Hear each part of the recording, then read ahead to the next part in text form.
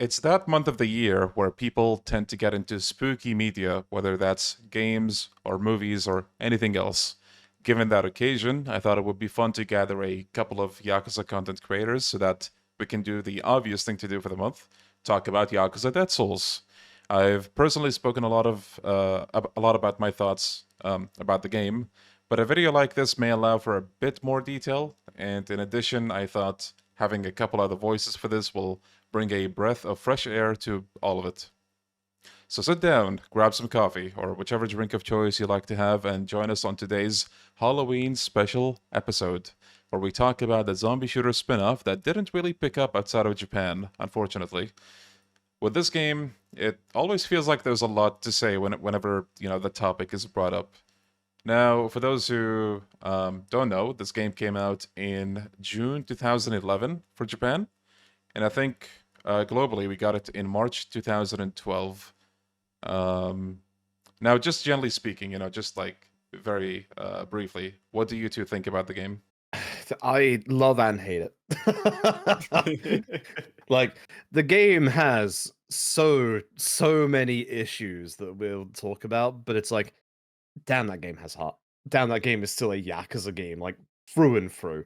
And like with the different scenario of obviously being like a zombie apocalypse, it allows the game to be a bit sillier, like in the ways that people are looking at with the future Pirate Yakuza game. Like just kind of like a little bit more out there, a little bit more, hey, we can do this and that, and just yeah, I love the game. I love the game to bits. What about you, Gokudoni? Literally same, because this game probably took the biggest gambit out of any game in the franchise. And speaking personally, having a zombie game is a pretty hard sell for me, because the only ones that I enjoy would be, Resi and Dead Rising, and that's about it. But the fact that I loved this game to the extent that I have is just like it's basically what Froob said. It genuinely has heart. It's one of the most unique games that I've played because it's there's too many things to say about it. Long story short, love it. It's unique. It's awesome. Nice, nice.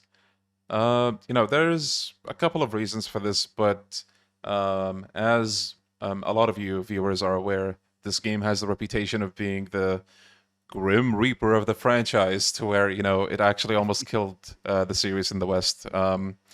This was like what 12 years ago, so it might be Yes. something that a lot of you missed. But like to make a long story short, at the time we weren't getting simultaneous releases globally. We would get like the localization at least a year after one game comes out, and then we hit a really low when with the Yakuza 5 we had to wait 3 years for that to get localized. But before that, we had Dead Souls. Now, because Dead Souls didn't do well, the release of 5 outside of Japan was looking impossible for the most part. Do you remember that, Froob? Oh yeah, yeah. It was a rough time. There was comments from like even Sega America's CEO at the time after Dead Souls that like we'd never see like another Yakuza again. Sega had the problem, quotation marks, that with Five's localization being a beast, which at the time the localization of Yakuza 5 script, Yakuza 5 was the size of Yakuza 0 plus any other Yakuza game put together. Like it was absolutely wild how big that was. And Mhm. Sega also going through a restructuring because obviously Sega Japan bought up Atlas. So in the West, Sega and Atlas were merging together, like merging offices, etc. So all of their localization stuff took like a big hit. And obviously the thing that had the biggest localization and also just had, very bad sales in Yakuza, Dead Souls, and Binary Domain, don't forget, Hmm. wasn't really doing too hot.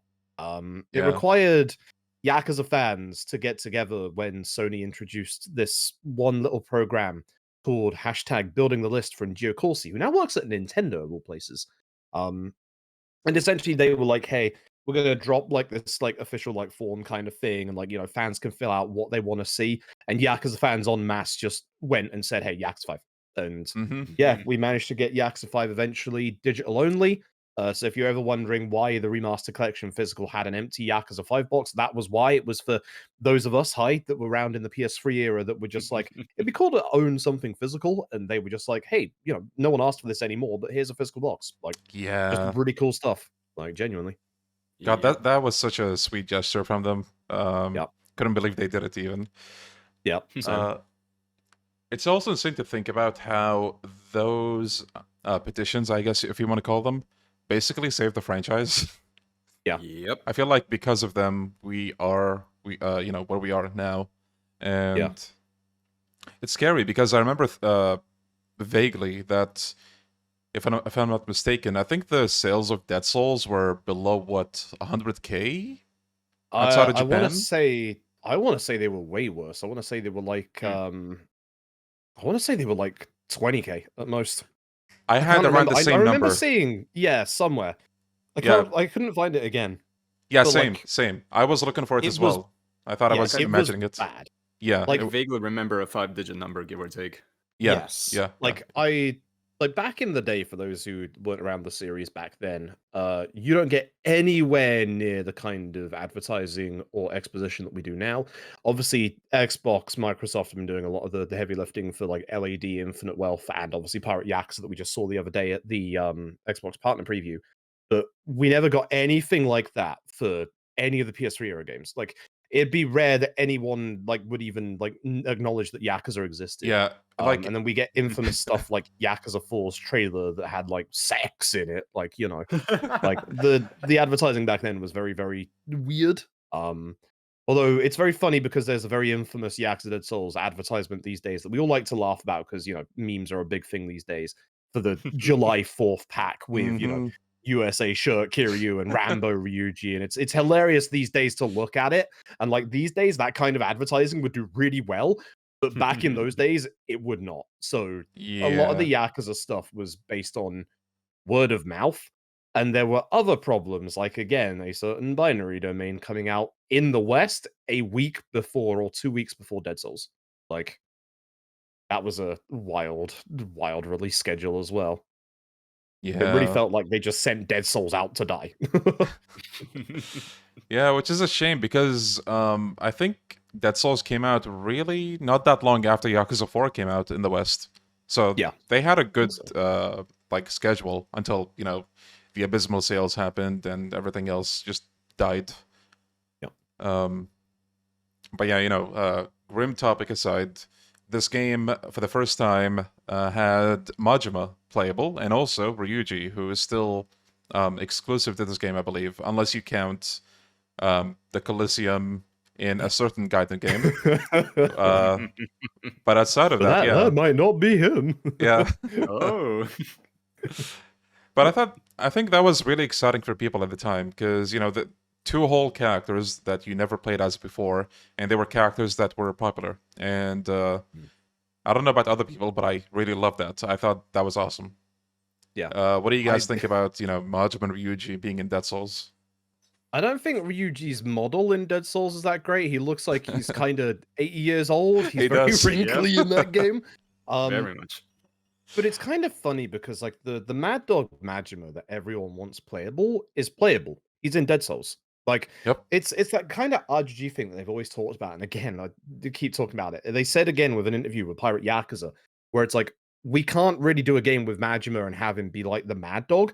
But with Yakuza Dead Souls, with the simple premise of it's a zombie apocalypse and Majima loves horror movies, boom. They just let Majima go wild. And he really does go wild in the game. Like, he is literally more, I'd say a little more unhinged than most of the mainline games.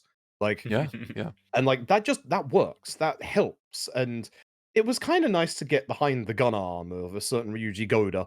Like, it's one of those things where it's like, they didn't have to bring him back, but it adds like this nice little hook, especially with Kiryu, and like whether you consider it canon or a dream, it is nice to get interactions between characters that you wouldn't normally get. Again, and this surprises everyone, Dead Souls is the only place where you get a canonical interaction between Akiyama and Majima. Yeah, that is true. And what an interaction it is. Yup. Akiyama just encouraging him to be his best. I love how at first when Akiyama shows up, Majima's like, "Who the hell are you?" Yeah. Just Akiyama's imagine just like, Akiyama. Hey, wanna Yeah. blow out some steam? Hint, hint. it's like, we should go play some baseball. Cough, cough, wink, wink. Now how Daigo told you not to go anywhere? Wink. Do you And Magnus guys is like, oh yeah. do you guys agree with this statement? Majima's chapter 1 in this game is one of the best chapters in the whole franchise. Oh yeah. Fucking yeah. At least with the direction of, how it starts. Man, Yeah. that chapter 1 splash when it shows up, perfection. I love it so much. Yep. God. Agreed. I also think the rest of the chapter is really good because it shows that he's just having a great time, and like Yeah. there's not much to the plot other than him, trying to get out of the infected zone to the quarantine zone, and it's like, yeah, no, like you even get a boss fight in there, like, Yeah. it's great. Oh yeah. Yeah, absolutely. I guess we can talk about the story now. So I guess if you don't want to get spoiled, dear viewer, you can probably skip ahead to the gameplay segment. But, given that this is a podcast and we're talking in a very casual form, I guess, expect spoilers in general for either this game or other games. Just as a super precaution, I guess. So, Akiyama Shun, what is his story about in Yakuza Dead Souls? Now, the guy takes a casual stroll with Hana around town. He has debts to collect as usual. Shit hits the fan. Suddenly there's a zombie, and then next thing you know, the whole town is zombies. Basically, the whole section of Akiyama is just him trying to keep Hana safe, and also there's a bit of a side plot where he tries to get medicine for Hana because she's feeling sick. And that's really it. Now, why don't you take Majima's part, Gokudoni? Okay. So it's a pretty regular day for Majima. He's just relaxing in the Majima family office, which ironically, this and Yakuza 5 are probably the only places where we see the actual office. But he's just sitting on his couch and watching zombie flicks. Then all of a sudden, zombies break into his room, and he's just so utterly confused, like, oh, okay, yeah, this is a real zombie.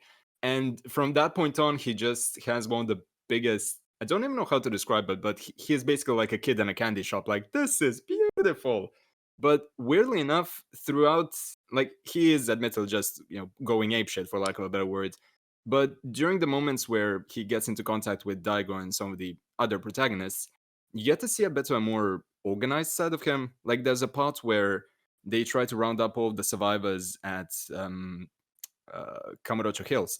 And everyone's just kind of, no one knows what to do by nature of, being a zombie apocalypse being there and all of that. So he needs to take a bit of a managerial role. It's like, oh, everyone, put everything together. You build the wall here, you do this there, blah, blah, blah. You see a bit of that more serious side, kind of like he's tapping into what we would later see with the Cabaret Grand persona. And you almost see him as a more of an anti-hero rather than, for lack of a better word, a lunatic. So the more the story progresses there and the more he gets in contact with, the likes of Akiyama, for example, the story really starts making sense as a bit of a multi-protagonist thing, as opposed to part 1 happens, has nothing to do, part 2 happens, has nothing to do, and then they reconvene. Here it feels a lot more natural and congruent. That was a perfect explanation. If I also may add a little thing, I feel like they really nailed the balance between Mad Dog Majima and also a bit of like the, I guess, serious Majima. I think they did really well with that. Yeah, so character number 3 is Ryuji. Ryuji turns up right at the end of Majima and Akiyama's part. And obviously, a lot of the big questions when Ryuji turns up is, why are you here? There's a couple of like cutscenes in Majima's part that showed Ryuji and another character called Nikaido, who are members of the Omi Alliance. And like the bit going into like the whole Ryuji part is like, oh, the Omi Alliance have set zombies to take over Kamurocho from the Tojo. But when Ryuji turns up, he's obviously like, that couldn't be further from the truth. Ryuji he's missing an arm after the end of Yakuza 2. That's never fully explained. He's just missing an arm. Replaced with a minigun robot arm, as you do. And he serves takoyaki with a guy called Pops, who's not his actual dad, but he's like a father figure kind of thing. You know the drill. Shown in anime. And essentially, Pop's gone missing. And also there's, the whole Nikaido Omi plotline coming in. So Ryuji's like, all right, I'm going to go deal with this. He goes around various Tojo offices to find that they're all being attacked one by one by the same the same zombie that was at the very start of the game that the Velians said in Akiyama's part. And essentially, as you're going through, you're having the quarantine zone close in and close in. You find out Nikaido has kidnapped Haruka. What a surprise! Ooh, it's a Yakuza. And essentially, it just ends with him like finding his pops, who's obviously been mutated into a giant octopus. It's symbolic, obviously. And then, yeah, just him disappearing at the end of his part to meet up with a couple of other characters. I didn't mention the forklift. Yes, I was gonna say God, the forklift. The Oof. Ryuji has forklift gameplay. This is the best game of all time, and I won't take no for an answer. We go from the best chapter 1 with Majima to the worst chapter 1 with Ryuji, and I won't Yeah. accept any other Ooh. explanation. This is the Shenmue 3 that we deserved. That's what I'm gonna say. All right, and then after Ryuji, you have the final part, the Kiryu part. Now, much like Yakuza 4, they saved, Kiryu for last, and I actually really like that. I think it sort of builds him up to be like this ultimate character you play as. I think that fits in really well. But also, it fits doubly well with Dead Souls because he is pissed as fuck in this game. So he goes back to Kamurocho because it's Kiryu. But this time he has the reason of, Haruka being kidnapped. And I swear to God, for the first time ever, all of Kamurocho knows who Kiryu is. And they're like, yo, look, isn't that the Dragon of Dojima right there? And they're like, yeah, oh shit, you're right. So Kiryu approaches like this, they have this huge like quarantine gate, right? Kiryu doesn't give a shit about anything at this point. He just wants to go through and like find out where Haruka is. So surprise, surprise, he makes a very silent phone call. And 2 big-ass trucks ram into that wall and break it open. Now, those are Tojo officers, and for the first time ever, you see like Kiryu in this very cold manner almost just make use of Tojo members in such a way. And it's the hardest thing to ever come out of Kiryu. It's so cool. Yep. He goes into the quarantine zone. He literally picks a fist fight with not just a zombie, but a bunch of zombies. And yeah, it's awesome. The controls sadly aren't that good, but it's a really, really cool segment. I love it so much. And from there, he meets a soldier called Asagi, I believe, right? Yes. Asagi. So she tells him about what's going on. She tells him, stop wasting your time with fists. Here's a gun. And then he sort of gets used to, using guns. Quite a bit happens, but he comes across Ryuji, and they team up to, save Haruka. Ryuji fills him in on what's really going on, and that the big bad is, what's his name? Nikaido, right? Yeah, Nikaido and DD. Yeah, and DD as well. Oof. So they go to, of course, you would expect it, the Millennium Tower, and man, they have a long, long, long segment there. I think even by long fight standards, that section is really big. There's a whole bunch of new areas. I know this is not like the gameplay segment yet, but I just want to say there's a lot of beautiful areas in the Millennium Tower in this game that you don't see in any other game. So that was pretty cool. But yeah, and then they go to the top. They save Haruka. Big bad dies. And yeah, there's a lot of details I left out, and the others also left out. But that gives you a reason to play Dead Souls and see why it's so great. So you're welcome. But yeah, that's the story in a nutshell. If any of you wanted to just remember a little bit. Yeah. So we have a bunch of original characters that show up in this game that never showed up in any other game. Like we said, Nikaido, the big bad, and then there's DD. Hayashi, for some reason, returns in this game. I'm not complaining, but wow. This game of all games. Yep. You have Ryuji's father figure, which I really did like his involvement. But is there anything specific you guys want to say about the characters of this game? I actually really like a lot of the interactions between the characters, both new and old. Like, it would be something that a lot of people would consider like fan pandering these days, and they definitely do. Gary Buster Holmes turns up during Akiyama's story, and it's absolutely fantastic because Gary has a gameplay mechanic for Dead Souls that we'll talk about later. But in Dead Souls, Gary is just an over-the-top army drill instructor who is there for your partner characters. And he's fantastic because he will just constantly swear at you and also climb buildings to get to you. It's fantastic. He's great. But there's one character that I think surmises how I feel about Dead Souls quite well. It's a character called Nagahama. They're introduced in Ooh. Akiyama's part.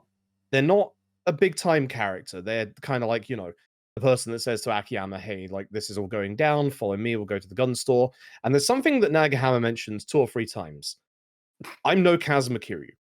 And he has a real fascination with good old Kiryu, much like the rest of the fan base. Mhm. And unfortunately, something bad does happen. And after Akiyama's part, the last time we see Nagahama is with Kiryu. And Kiryu's whole stick of not wanting to kill zombies because he still sees them as people is changed when Nagahama, wants him to kill him because he's become a zombie. Mm. And that's the point where Kiryu's morality of just, I don't want to kill, zombies because they're people, and then, okay, I need to now actually start shooting them, as a gameplay mechanic, actually starts coming into play. Yeah. I really like that. I think Nagahama, despite being a somewhat shallow character of he's just here for Kiryu growth, actually works really well. He doesn't have that big of a part, but his part is so important. Yeah. And there's just a bunch of characters like that. Mm-hmm.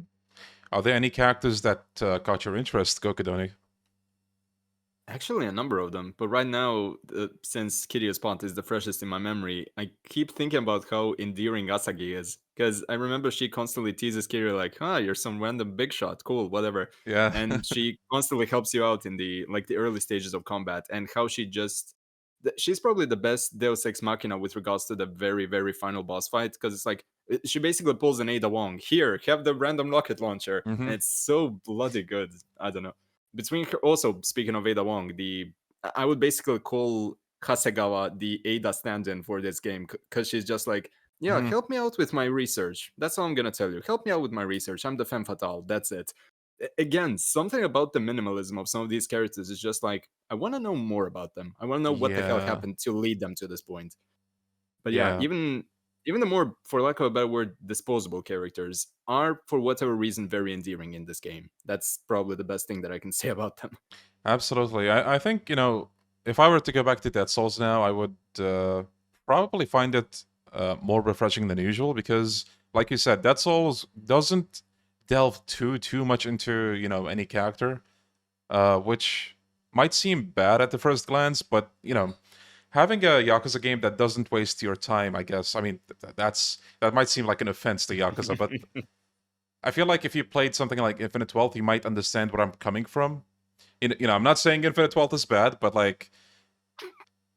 in recent RGG games, again, there are some things that feel like they could have done without. Whether it's like them retelling a certain thing multiple times, or just basically repeating stuff. Dead Souls, I remember going through it in one stream, watching everything. By the way, it took me 10 hours. 10 hours for a Yakuza game might feel like a DLC, if anything. But Dead Souls is just refreshing in that regard because there is a story, but at the same time, it doesn't try to get too ambitious. It gives you a premise. It works with it. It will introduce a few characters. They serve their roles, and they they don't want to try to be too ambitious with any character. And I really like that about Dead Souls. And yeah, I guess I also really do like the fact that this is not a super long Yakuza game because, I mean, at the bare minimum, for me at least, it means that streaming this game, if I were to go through it again, would be very pleasant. And yeah, I think for replays in general, it just is better. But yeah, in terms of characters of the story, I still can't believe they have Hayashi in there. I can't stop thinking about it. Whenever we talk about Dead Souls, yeah, Hayashi's in Dead Souls. Wow. Yeah. Especially if you consider his role in the story as well. Yeah. It's actually very, very important. It's Yeah. we had no idea what happened to Hayashi after the events of Yakuza 2, and it's just he turns up here. Yeah. This is like if they were to make Dead Souls 2, and then out of nowhere, Yayoi Dojima comes up and she's a boss. Yeah. Or the florist, if we were to pick another character.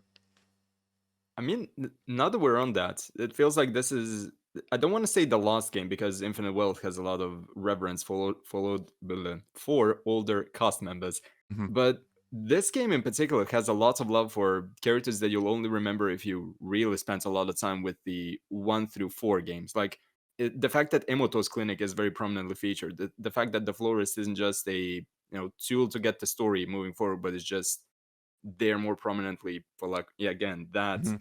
Hayashi. Again, even the fact that we briefly see the Omi Alliance chairman that was there in between the one from 5 and the one from 2 is just like, I Yeah. forgot that he was actually present at least one point. Yeah, I can't believe they made a model for him for like one cutscene. Yes, Literally. Yeah, that was cool. Did we? I mean, we didn't really mention what we think about the story as a whole, right? No, we So, didn't. okay, let me start with you, Froob. Like generally speaking, what do you think of the story? I actually kind of like it. Like, it's if you distill it down to its like very bare bones, it's a very normal horror tropey story. Which for something like this, it kind of should be. Like, Mhm, mhm. it's not trying to break the mold. There are some interesting facets of it. One thing we didn't mention early on in Majima's part is that he actually gets bit by a zombie. So Yeah. you go through the game knowing, the guy's been infected. He's going to become a zombie, and also the kind of serum that turns people into zombies. It's an aphrodisiac, which is like not quite sure why, but it is. Like that's why some of the zombies are like, sweet death, like, cool, okay. That's a plot point. Cool. Mhm, Thanks, RGG. mhm. But there's some very clever things that it does in terms of like doing those usual horror tropes that still stick with like what you would expect from a Yakuza game. There's one thing post credits that I don't want to spoil with Majima that is a brilliant twist in any kind of horror genre that I've ever seen, and I'm stunned nothing else has actually tried it. Like essentially, like in pure Majima fashion, he decides to get the zombie like juices out of him by going to a sauna. Like that's the kind of plot we're talking about here. Like it does its own twist on kind of like the horror tropes and classics, and it does it quite well, I think.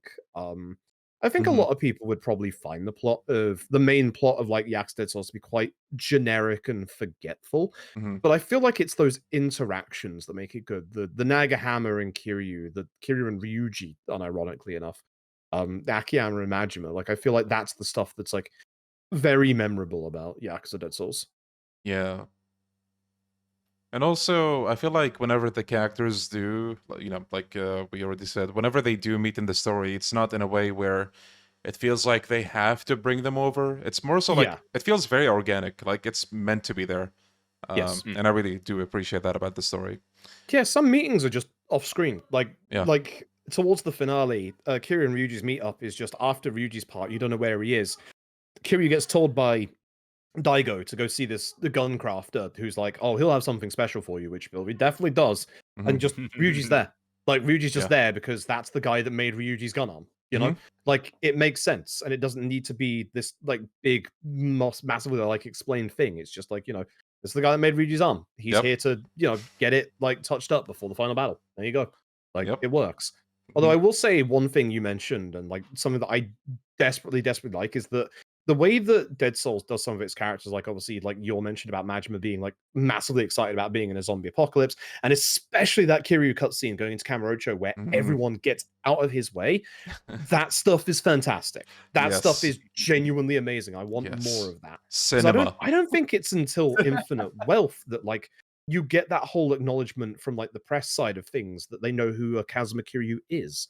Like Yeah. it's like you get little snippets like Yakuza 5's like Kiryu on TV or like Yakuza 1's Kiryu on TV. Mhm. But like there's not that much like other than that. And Dead Souls does it perfectly.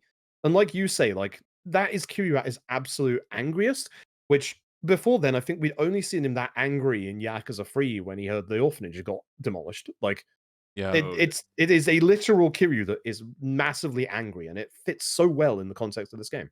Yeah, absolutely. What about you, Gokudoni? Like, what do you think about the story, generally speaking?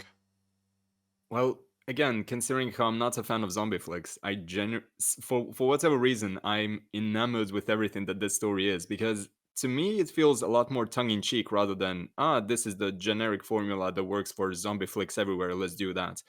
It feels like I remember someone used the analogy of Ishin and Kenzan being like, okay, what if we took the cast of Yakuza and put them in a play that was samurai themed? In this Mhm. case, it was like, okay, let's put them in a movie set where it's zombie themed. And by nature of what we know about the characters from the main lines, it feels like everything here, even if it is, whether or not it's canon, which is, a completely different discussion to be had, Mhm. but by nature of how well we know about their respective dynamics and how they would interact with one another, even something as mundane as, let's say, seeing something that you would perceive as a rip-off monster or a cliche or whatever is more enticing because it's these people that are face to face with it, and the way that they interact is very in character. Mhm. Even someone like Ryuji, I would argue that the way that he was written in this game was actually better than in Yakuza 2, because you didn't have all of the backstabby stuff from 2 where it was like, oh, we need to present this villain and this villain and this villain. Here it's just, okay, this is a protagonist. We're gonna try and humanize him a bit because there's this part where he tries to save a bunch of people throughout the city. And the more we see of him, the more it's just, yeah, he's a lot closer to Kiryu than we thought. He's not just dragon blah blah blah centric individual. He's an Mhm. actual human being. Yeah. So the way that they use the zombie premise not as a structure that they need to follow one through one, but they use it as kind of a backdrop to tell their own very Yakuza centric story is probably the best thing about it. Also, Mhm. the fact that it's just bloody entertaining throughout. Yeah. And since you were talking about Ryuji, I also really do like that even though he saves people, it's not like how do I put it? He doesn't have this like forced demeanor of like, oh, I have to save these people. It's more like he sees the monsters as a nuisance and he just wants to get rid of them, right? I really like that. Um, it's just how do I say? It doesn't feel out of character for Ryuji with the way they put it. When you see how he like evolved, I guess, from Yakuza 2, um, a lot of what he does in this game makes sense, and I really love that about him. And like Gokudoni said, I also think I prefer Ryuji in this game over her too, which might be blasphemous, but I don't know. I just think he's so cool in this game, unironically. Yeah, I It's mean he has a fair amount of depth in this game because like his whole involvement is Nikaido keeps trying to drag him back to get revenge on Kiryu, and Ryuji Mhm. just doesn't care. Yeah. Like he's been expulsioned from the Omi alliance, so he just wants to make takoyaki with his pops. Mhm. He doesn't care about getting revenge on Kiryu at all. Like Yeah. it adds a nice bit of depth. Yeah. you See. literally see it. It's you see it in the first interaction that he and Kiryu have, where he's like, "Oh yeah, this is the guy that took my arm away, and nothing to worry about." Yeah. Literally, he just doesn't care. He's like, "Oh yeah, how you doing?" I was gonna say, like, from the very beginning, when you see like Ryuji saying he doesn't care about the revenge, I feel like that already cements like one of the greatest moments he would ever have in the franchise.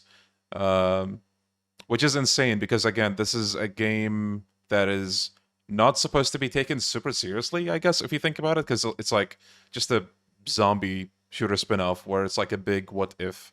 But still, I feel like it does have moments that just go exceptionally hard, and I really love them. But yeah, if I also had to say, I mean, I think it probably would have been clear already, but I do really enjoy the story of this game, and um, I think, it's not the kind of game where I'm going to tell you, okay, I'm going to probably compare this game's story to, I don't know, Yakuza 3 or Yakuza 4, and I think Dead Souls is absolutely better than Yakuza 3 or 4. It's hard to say that with a straight face, because 3 and 4, like, the stories in those games are completely of a different structure compared to Dead Souls. Dead Souls is trying to, I guess, just put the characters we know in a ridiculous situation where it's not like no way it's gonna happen in the mainline franchise, right?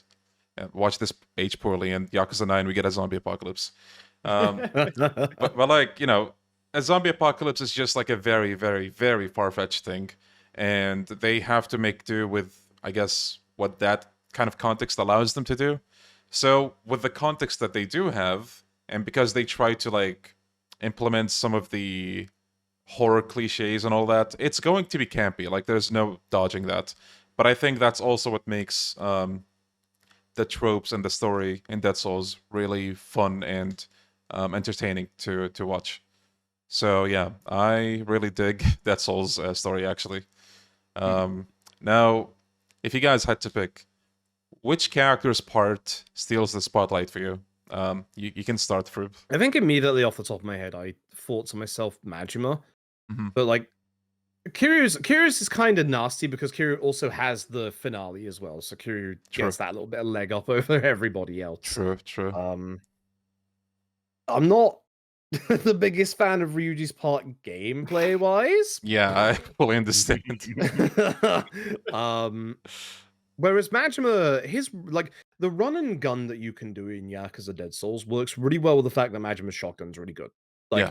you can obviously like get a shotgun on like any character and make it, but like Majima's shotgun is really, really good and just really lends itself well to the whole, run and gun aspect that Dead Souls has. So Mhm. I think for me, probably Majima. I like Akiyama's part, but I feel like his unique weapon being pistols kind of undercooks Akiyama, which is a shame. Because like his crafted upgraded guns are really good, but they just pale in comparison to, a shotgun or an anti-material rifle or a minigun arm. Like Mhm. everything else is just like way more like better. And Akiyama's just, you get pistols. Like it fits Akiyama and his character to a T, but it's just Like I Yeah. think for me it has to be Majima. Yeah. I think I good. enjoy the set pieces with Majima a lot more. Yeah, solid choice. What about you, Gokudoni? Along a similar train of thought, I would still say Majima. Now, I do enjoy essentially all of them. The only Yeah. okay, I probably need to preface this by saying the further along I got in the game, the more crashes that I sustained. So there's a chance that I may be a bit sourer on Ryuji's part and Kiryu's part. But if we just look at it structure wise, like the only issue that I remember with Akiyama's part was that it had a lot of the tutorialization, which makes sense. It's the start of the game, but then upon replays, it's like, oh yeah, there's this piece that's just here to remind you, oh, you can use a table to hit people, that type of stuff. Mhm. With Majima's, it's just like, okay, you know what to do, go nuts. It's very succinct and to the point. And also, it doesn't have too many turret sections, which a bit of a mixed bag for me personally. But yeah, just I don't know. Between the set pieces and the writing, again, Old Cat as it may be, Majima just really hits it out of the park. Also, Mhm. the way that it ends with probably the best QTE in the game is just Oh, chef's yes. Yeah. Yes. Yeah. Okay, well, this might sound redundant, but I think I would also pick Majima's part. And I know what you're thinking, viewer. Oh, Majima, obviously. Like, what else would he have picked? But genuinely, I Play it. feel like Majima has the best pacing in this game. Yes. Yeah. Like, as soon as you start with him, you're shooting zombies. And you shoot zombies until, like, what, the end of chapter 2? Yep. Actually, I don't know. Like, it feels the action never stops with him. And, you do get downtime, of course, but it feels very, very well paced. You don't have a forklift section like with Ryuji. Nothing is wrong with Akiyama's part or Kiryu's part, but Akiyama sort of feels like he has less going on in the story. Majima's just like, if you want to like get right into it, that's the part you want to play. And it just has a lot of cool moments, and I think his weapon is really fun to play with. And very small thing, but the side dodge for Majima is unique in this game. I love that. Yeah. It's such a small thing, but it sets him apart, and I think it's one of the more fun things about him. I would also go ahead and push back against Kiryu's part because I feel like Kiryu's part is actually a little gimmicky. Like, obviously, his Yeah. first chapter is, fighting enemies as if the game is Yakuza, but with Dead Souls' lock-on system, so it's bad. And then his fourth chapter is an on-rails turret section. And in chapter 3, Oh you boy. also have the 3-minute waiting section in the sewers. I Like, actually, I don't know. Oh right. Oh Yeah, go on. no, Do you want to say that's it. something? I'm Okay. remembering going through it. That was the issue. I actually Yep. don't know if we should bring up the turret sections now or in the gameplay section. We're in the gameplay section. Yeah, okay. But it feels like Curious part is a mismatch of like gimmick stuff. He has the sniper part in the shopping mall, and that sniper rifle is fucking ass. Excuse me. Oh, yeah. It's bad. Yeah. Right. Well, before we move on to the gameplay segment, what do you guys think of the the dynamic intros we get with bosses and the quick time events in this game? I think How they're about? Okay, yeah. Anything you want to like add specifically, Froob? Not really. Okay. I think they're good. Hey, that works. What about you, Gokudoni? I mean, all of them do the job really, really well. They don't. It's not what you would expect of, let's say, a game like Lost Judgment, where everything's very carefully choreographed. But here, it's more so. This is the menace that you're fighting against. Yeah. This is the atmospheric buildup. Like to me, one of the best examples to that would be the first Arahabaki boss fight, the one that we have with Takayama. Yeah. It's very succinct. Like, okay, get Hana out of here. You have a dilapidated room. You have the wannabe liquor climbing the roof essentially, or the upper part of the room, and just ominous whoosh, this is the one that you fight, and just get into it. It's what it needs to be without being overtly flashy, and I appreciate that quite a bit, because most of them, the only exception probably being the second to last boss fight, which that's another cool one for a different reason, all of them do what they need to do. So just like the game itself is just very direct. I gotta give a... Yeah, sorry, go on. I was gonna say, I agree with that, but I also want to, like, take on another point from that, in that, like, all of those ones, like, the normal ones, do come back later on, and the nice thing is they don't get another dynamic intro that wastes your time. So kind of like you're saying, like, they introduce them the first time, and then you know all about them, and they're just normal afterwards, which is good. Like, it's very good. Yeah. Basically like Bayonetta. Like you have a boss, and then it's like a regular one. Yeah. I gotta give a shout out to Hayashi's like action sequences. Yes. They're pretty damn funny. Yeah. That tongue. Have you guys seen I don't think it's a quick time event, but it does lead up to like an action sequence where like an animation basically. So Hayashi can just rip off Ryuji's arm, right? Like the machine gun arm. And he will take it and he will shoot both of you with it. Yep. Which is hilarious. And ironically, it's really useful in the speedrun. Because he just stands there like an idiot. Nice. Unless you're on Dead Souls difficulty, at which point, oh god. Yeah. Right, I thought it was a quick time event for some reason, but it's not. But Hayashi, he will sometimes run and he will latch onto Ryuji, but what he will do when he does that, he will slap the shit out of him, like headbutt him at the same time, and it's just so funny to look at. I love it. That has lost me world record before. I hate that move. Oh no. Ooh, wow. My condolences. But it's also kind of funny because the Hayashi fight is actually like kind of really nice and unique in that, like, there's also a part where if you damage him enough and you don't like go over his damage threshold, he will like go onto the ceiling and grab a grenade, and then if you don't get through his damage threshold quick enough there, the grenades will explode around the room and then set off the sprinklers, which is a cool thing in terms of, how that should work. But then it sends Dead Souls' FPS down to like 10. Yes. So it's not that great.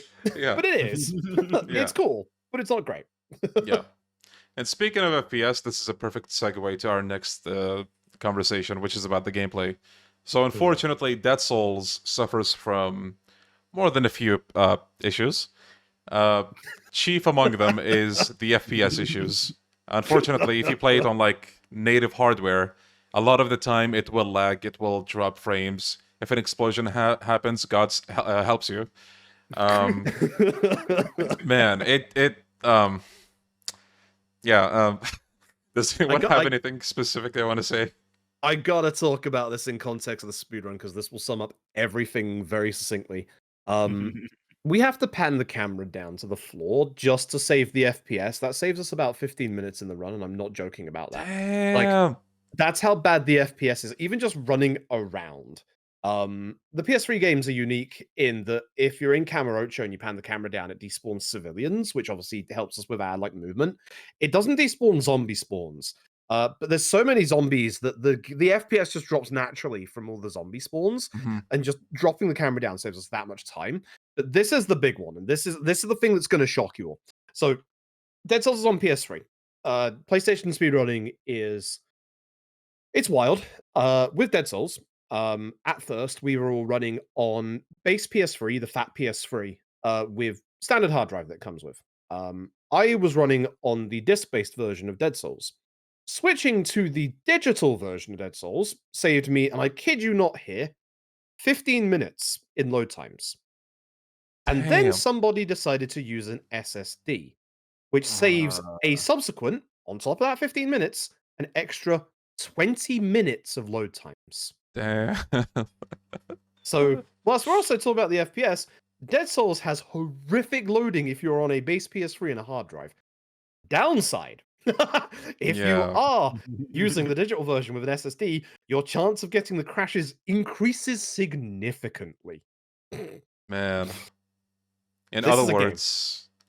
words, RGG Studio, please give us the game already on Steam. Come on now. Yes, please. A stable FPS and no crashes, it would be immense. Like, it is a technical mess at points. And I think that's one of the reasons why a lot of people didn't gel with Dead Souls. For reference, for those who don't know, this was like the tail end of like early 2012, which was the tail end of like the zombie craze. Like we'd had a whole bunch of zombie games. Like, you know, you had I think you had both Left 4 Deads at that point. Yeah.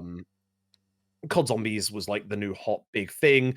Everyone and their mother was developing zombie games. Resident Evil 6 was about to come out. Yep, which oh boy. Yeah. That's a conversation. Mhm. But like everyone was getting real sick of zombie stuff at that time. Like you could not go anywhere without like a new zombie game at least every month. Like there was so many zombie games. And Dead Souls was just at the tail end of it. And a lot of people at the time, and I don't want to like paint the whole community with this brush, but a lot of the community were just, I don't want a zombie Yakuza game. I don't care for it. And it's kind of like, if you remember, for those of you who are just in the community recently, if you remember the talk around LAD, where a lot of people were Yes. like, oh, this isn't going to be a Yakuza game. It's going to be completely different. It's not going to be the same vibes as a Yakuza game. Mhm. The vibes are still the same. Like, and if anything, I will praise Dead Souls until the end of time for its sub-stories. Its sub-stories are genuinely phenomenal, and we'll talk about them later. Mhm. And just, it has the entire heart of a Yakuza game, but the actual gameplay stuff is rough because it's not a typical Yakuza game. And Mhm. like, I think for a lot of people, the technical aspect of it, the controls as well, were Mhm. just not great. Even at the time that Dead Souls came out, the controls were rough. And Yeah. there was a second thing that made it even rougher. Dead Souls got delayed in Japan because of the 2011 earthquakes that happened over there, Yep. which meant that the Western release also got delayed until I want to say, was it the end of March? Yeah, it was the middle of March. 13th for America and 16th for EU.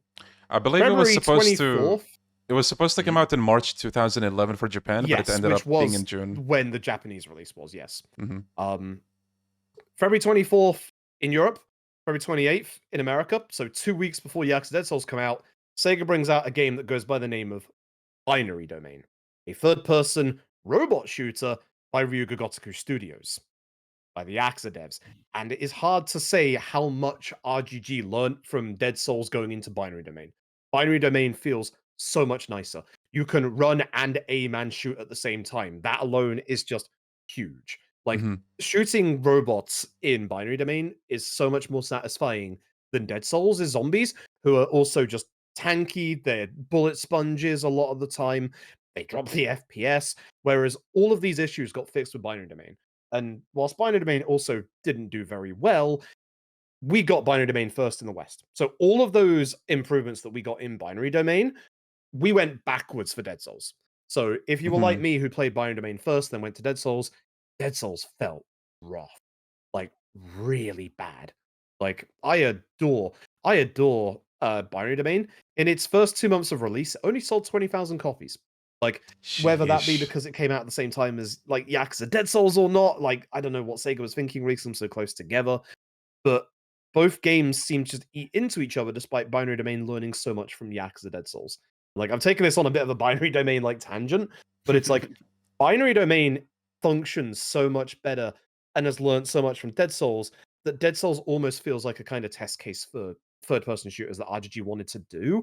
Mhm. And like Dead Souls isn't bad. It just needs so like if it ever gets a Kiwami, it needs just a little bit of quality of life. Like it needs to fix the frame rate, fix the controls. And honestly, I think at that point, a lot of people would really enjoy Yakuza Dead Souls. Like everyone who played Yakuza Dead Souls, like most of their criticism was just the controls suck, the frame rate sucks. Mhm. Like Mhm. I think if you fix like just those and just do a little bit more quality of life on top of that, I think a lot of people would really like Dead Souls. Like at its heart, at its core, it's a brilliant Yakuza game. It really is.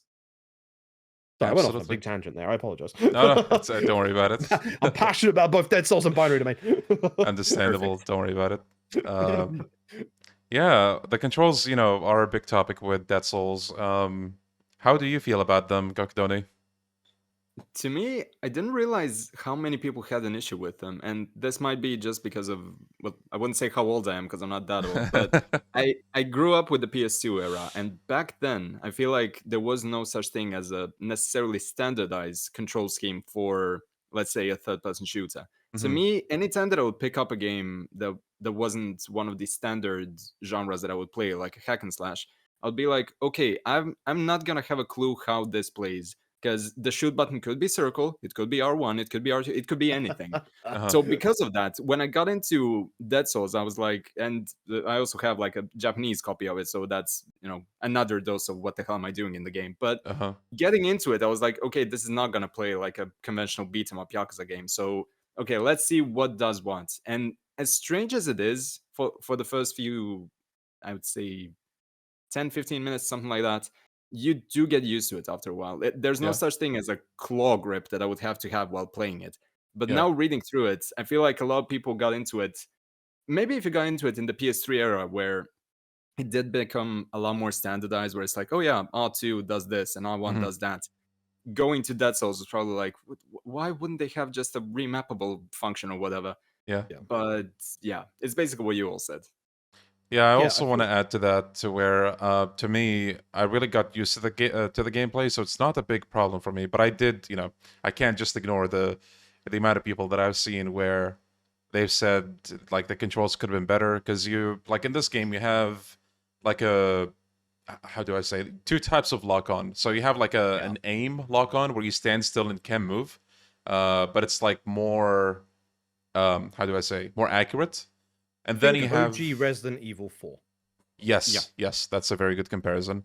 And then you have like a aim and shoot kind of lock on where it's like a general direction, but you can't like aim specifically at any point or enemy.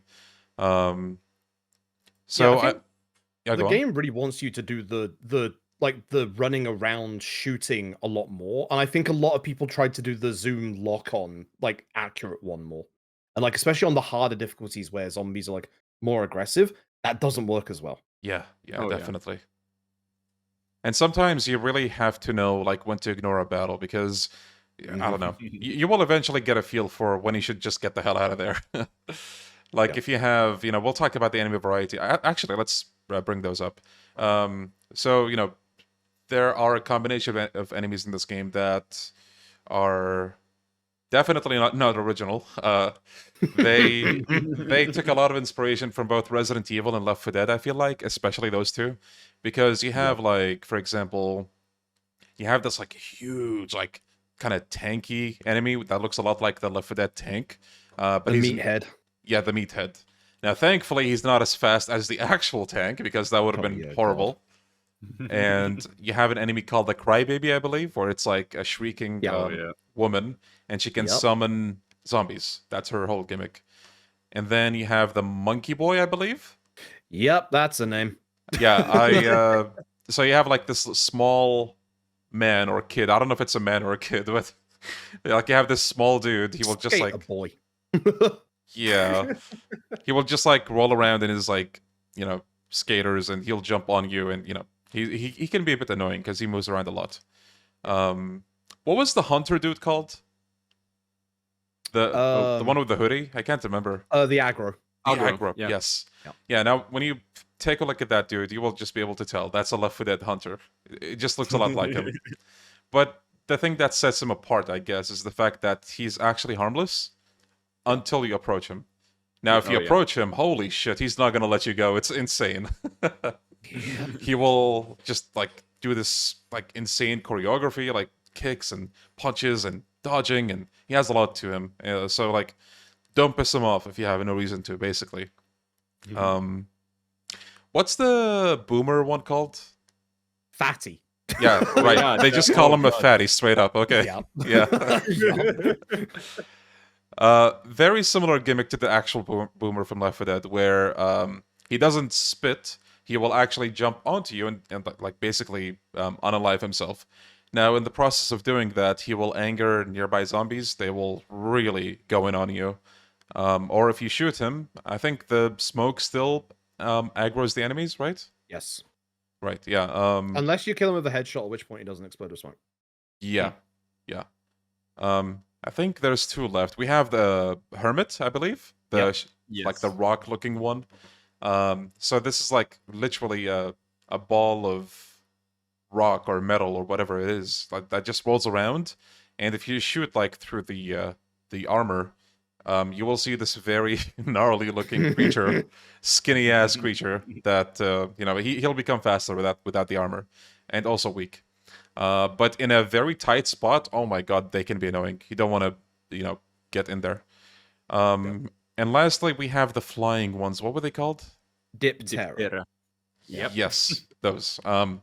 I hate those so much. I think they're probably my least favorite. They're so annoying. They have ranged attacks, and even up close, they're so annoying. Yeah, they're kind of like the spitter from Left 4 Dead. If the spitter from Left 4 Dead was able to drop kick you. Yes. My god, like if you have a room full of zombies and you have like even one of those, oh, you're gonna hate it. So, given all of this like enemy variety, there will be moments where you'll be like, okay, maybe I should just run out of here because, you'll get grouped up on and you'll just die. So yeah, like nothing special in terms of enemy design, but again, I don't think this game is trying to like really stand out. It's mostly trying to adapt a lot of the cliches and ideas of a lot of existing horror games or movies even. And I think for what it is, it does work. Yeah. Is there anything you guys want to say about the enemies? I was gonna say there's some very funny lore behind like the enemies. Like you say with the hermit, the lore behind the hermit is like a hikikomori, so someone who like stays at home. Yes. And like all of their junk is encrusted around them to build that barrier, and it's very funny. Completely forgot about that. I do like how with Dead Souls and its enemy like variety, and it's a very good thing. It's a very good thing that LAD and Infinite Wealth kind of do themselves, where you still get like new enemy variations up until Ryuji. So the Hermit and the Diptera only appear in Ryuji's chapter 1. And the thing with every single like one of these special infected is they have 2 different kind of items. They have one common item, and then one item that is unique to the actual thing. So like a necklace or a meat belt, like a belt for the meathead. So yeah, with those drops, you can't craft like some of the better weapons until they like get introduced into the game. So for some characters, they specifically want like those kind of materials and stuff like that, or for like your generalized weapons and stuff. So I kind of like how they introduce them in the game. They don't just like throw all of them at you. I like the fact that they're all useful for different reasons. Like if you're trying to craft certain weapons, you're going to like specifically try and go after specific ones of those infected. And the nice thing is they're not massively random. They're always going to be in like the same like usual places, which is good. So you know where to go to find them if you do need to like grind them out. They're placed pretty strategically in like as you say, the story stuff as well. Sometimes a bit more nasty than others. Cough, Dead Souls difficulty cough. Yeah. But yeah, I like them. I like the obvious thing is like, yes, a lot of them are cough, Left 4 Dead clones cough. But honestly, they work and they have like enough subtle differences, like the way that, if a jockey grabs you and you're solo playing in Left 4 Dead, that's it, game over. But with the monkey boy, you can just throw him off. Like he'll do a lot of damage, but you can throw him off. And the nice thing is, like, you can actually like interrupt that, like kind of like with Left 4 Dead's like melee attack. You have a kick that you can use that you can also interrupt them with. And the timing is also quite tight here as well. So it's very nice. I quite like them. I quite like them a lot. Yeah. Is there anything you want to say about the enemy variety, Gokudoni? Not much beyond the point where I feel like it's as functional as it needs to be. Evidently, I don't have any experience with something like Left 4 Dead, so to me it was just like, okay, do these enemies behave differently enough to the point where I can justify their inclusion in the game? And just from a general look at the shape of each of them, you already can anticipate what they'll behave like. So Yeah. at the very least, they are well designed within the confines of what this game tries to do. So no complaints here. Yeah, I also do want to mention one. It's not like a special enemy, but occasionally you'll have this like very rare enemy, a guy in a yellow jacket that's just kind of running like very like sneakily. He has rare items basically, so if you catch him, you can get something really nice, and I Yeah. really like that actually. I think he's called the Millionaire Zombie, and yeah, I like it as well because like the color palette of the game isn't exactly very bright, but his yellow jacket, as you say, is bright. So you are going to notice him when he turns up, and you are going to know, oh, it's that guy. I need to go after him. Yeah, yeah. Right, something I forgot to go over. So, like, maybe if you, the viewer, didn't play this game, you might be wondering, okay, if this is a zombie game, like, how does the, heat system work? Like, is there heat actions or, what's going on? There's a mechanic called Heat Eye. Basically, you have one heat action, but also not. So there's always, like, this one animation of the character shooting a gun up close, but then whatever the bullet shoots onto, that's different. So sometimes you'll shoot onto like a gas tank, or there's quite a few things in the environment. Is there anything specific you guys want to say about this mechanic? What about you, Gokudoni? If there's anything. No, it's like the first thing that I remembered was how unforgiving the timing is on Dead Souls difficulty. Yep. Yeah. Oh my god. Like absurdly unforgiving. Yeah. Do you do the thing that everybody else does?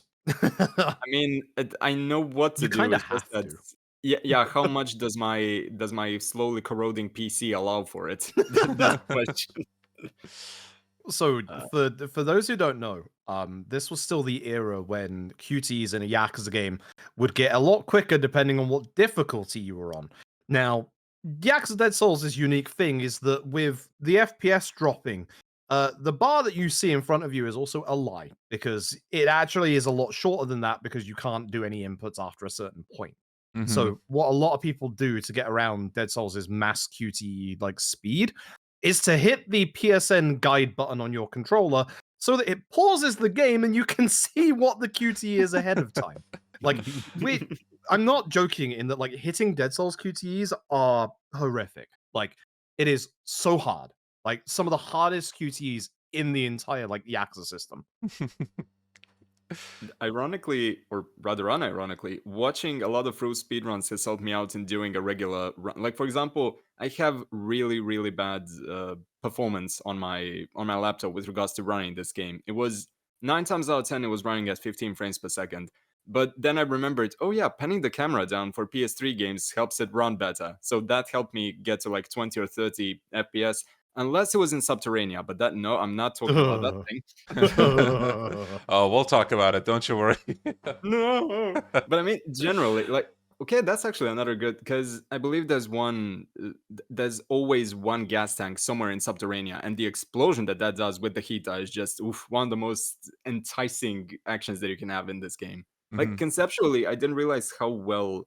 It's kind of like what I was talking about Infinite Wealth with Kiryu's styles. I didn't realize how well this initial Yakuza concept, in this context, heat or heat actions, would transition into a third person shooter, because they feel natural to the moveset once you realize that, oh yeah, I'm not kicking, I'm shooting. So it's like, oh yeah, I see a gas tank, it makes sense that I would aim at it and do a massive explosion, or I don't know if it's a source of Yeah. water nearby so that you can actually dilute the flames and so on. Mhm.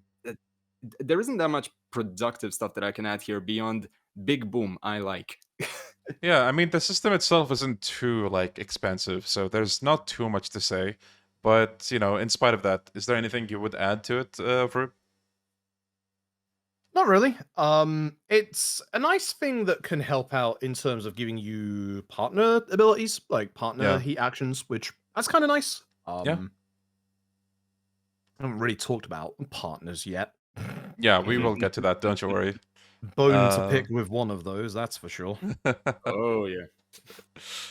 Yeah. Well, let's. I mean, it's not that far along now, but before we get there, we need to talk about something that I think is pretty cool about this game: dynamic OST system. So, in a battle, every character has their own unique theme, right? But I think this is the first Yakuza where if you get to like a certain condition, this condition being if you have a lot of enemies around you, the soundtrack actually changes, and every playable character has a track unique to them in this situation. That is so cool, and I can't stress how cool that is. I think they could bring this again in a game. If, like, say for example, maybe you're thinking, oh, like what if that game has just one character? How are they going to do that? They could have a thing where you play as one character, sure, they have like a certain theme, but then when you get to low HP, the theme changes. That's something that I've seen in the Trails franchise, actually. I know it's like a JRPG franchise, but still, that's something that I really liked about that game. The OST changes into something way more intense, and it gives you that feeling of, oh shit, you gotta do something about this right now. I love it so much. Yeah, which one of these, if you guys remember them, which one of these predicament tracks do you guys really like? You can start, Froob. Unironically, it's Majima. Like like Majima's main theme is like very techno poppy. I don't know if that's the right like kind of phrase for it, but like with Majima, when his like theme starts, it gets very high energy, like very very high energy, and I really like that. Like it really fits Majima well. Like the soundtrack in this game is really good. Like in general, just like boss fights and stuff. It kind of feels like it was like almost the progenitor as well for like the more recent games where you have a different kind of like more bassy, more electric-y kind of like OST. Yeah. But it fits really well for some of the characters. And I think, again, they talk a lot about Majima. Majima really is a highlight of this game. Like, genuinely a giant highlight. And I think his soundtrack is just, like, encapsulates it really well. I quite like Ryuji's as well, to be fair. So. Yeah, I feel like it might come off as, oh my god, it's Majima, so obviously he's the best. But it's really not that. If you play Dead Souls, I think you will understand where we're coming from. There's just a lot of good things about his part. But yeah, which predicament theme do you like the most, Gokudoni? Well, there's the issue that I would also say Majima, so I'm gonna change the topic. Okay, not to say again, oh yeah, Majima is perfect. I'm just gonna say, okay, the OST in Dead Souls, so criminally, bloody underrated. Like, it is, it really is. I don't even know where to begin. Okay, for example, even the installation theme, the trumpets in the section before the first chorus, how bloody good. And the English opening theme and also the Final Two boss themes. They had no right to go this hard with the OSTs. And the same applies to all the predicaments themes and the regular themes. Like, Majima's regular theme also gives me a hint of Minami's boss theme, oddly enough, from 4. Yeah. It's that type of flow. It's like perfect. There's nothing that really needs to be added. I'll just say, anyone that's listening, boot up any given OST from that and have it play in the background while we're talking about that. So yeah, god, it's so good. I want to say, like, even though we were talking a lot about the predicament themes, I think Ryuji's regular battle theme is so good. I love it so much. Like, at a certain point in that track, there will be like this kind of clock tower sound, and it's so unique. Like, I really like it. And then another shout out to Kiryu's predicament theme. Like, man, the contrast between Kiryu's regular theme and then the predicament theme is insane. The regular theme is like, it has a very gentle, like, sort of calm feeling to it. But then the predicament one, oh my god, it goes so freaking insane. Like, I don't even know how to describe it. It's just so good. But yeah, look it up. Like, YouTube. You're on YouTube, so it's on YouTube. Look it up. It's like, the Kiryu, regular battle theme, Dead Souls, predicament, and all of them. I really recommend them. Just listen to them. But yeah, I don't want to get too caught up in this. Let's talk about crafting in this game. Now, crafting is in more than a few Yakuza games. Yakuza 3, 4, 5 all have crafting.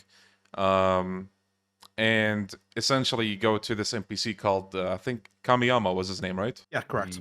Kamiyama. You bring him a bunch of materials, he'll make a weapon for you. But in those games, because, it's like focused on hand-to-hand anyway, it didn't feel like it's essential or something you would even really do in your first playthrough. But in this game, because it's like, you're relying on weapons, it's something you probably want to prioritize at some point. Not that you even need to be honest. I feel like progressing through the main game without any upgrades is very, very possible. But yeah, it does help. What do you guys think about the crafting system in this game? Let's start with you, Froob. Yeah, because we grapple with it a lot for speedruns and stuff. I kind of like it. It's actually a lot more simple than it looks. Yeah, it is. We should probably mention in terms of weapons and the importance of weapons. Every character has a unique weapon. Every character also has a very basic pistol that has unlimited ammo. So if you ever find a situation where you have no ammo, you still have something you can utilize, obviously, in any situation, which isn't too bad, but that basic pistol is terrible. Akiyama's unique weapon is actually his pistol. Yeah. Which it's better than the normal one that Majima, Kiryu, and Ryuji get, which is nice. Yeah. But essentially, every single weapon has several upgrades to it. So you have like the base default, and then I think everyone has like 2 upgrades to it. There are some weapons that don't have upgrades, but you'll find that in every tree, there's like an upgradable shotgun, there's upgradable submachine gun, there's upgradable sniper rifle, assault rifle, blah blah blah. You know the drill. Yeah. Every single weapon crafting thing requires basic materials or a special infected material on top of that. So usually it will only require like 2 different materials. Your gear as well, your armor, also requires the same. There's a shirt that we make use of in the speedrun called the Physimagic jersey, which you buy from Don Quixote. Requires 3 toughness CZs and 3 Stamina XXs to upgrade. And then it becomes Sprinter's shirt. And it goes from having 10% extra movement speed in the infected zone to 20%, which is obviously pretty big. Yeah. It's pretty important. But yeah, there is a harder, stronger emphasis on like crafting stuff and like your equipment in Dead Souls than there is in like most other games. With the on-rail section for Kiryu later on, and this is vital for Dead Souls difficulty. You're on the back of an APC, it's on rails, it's shooting, etc. Fun fact, that bit is damn near impossible with no defensive upgrades for your equipment.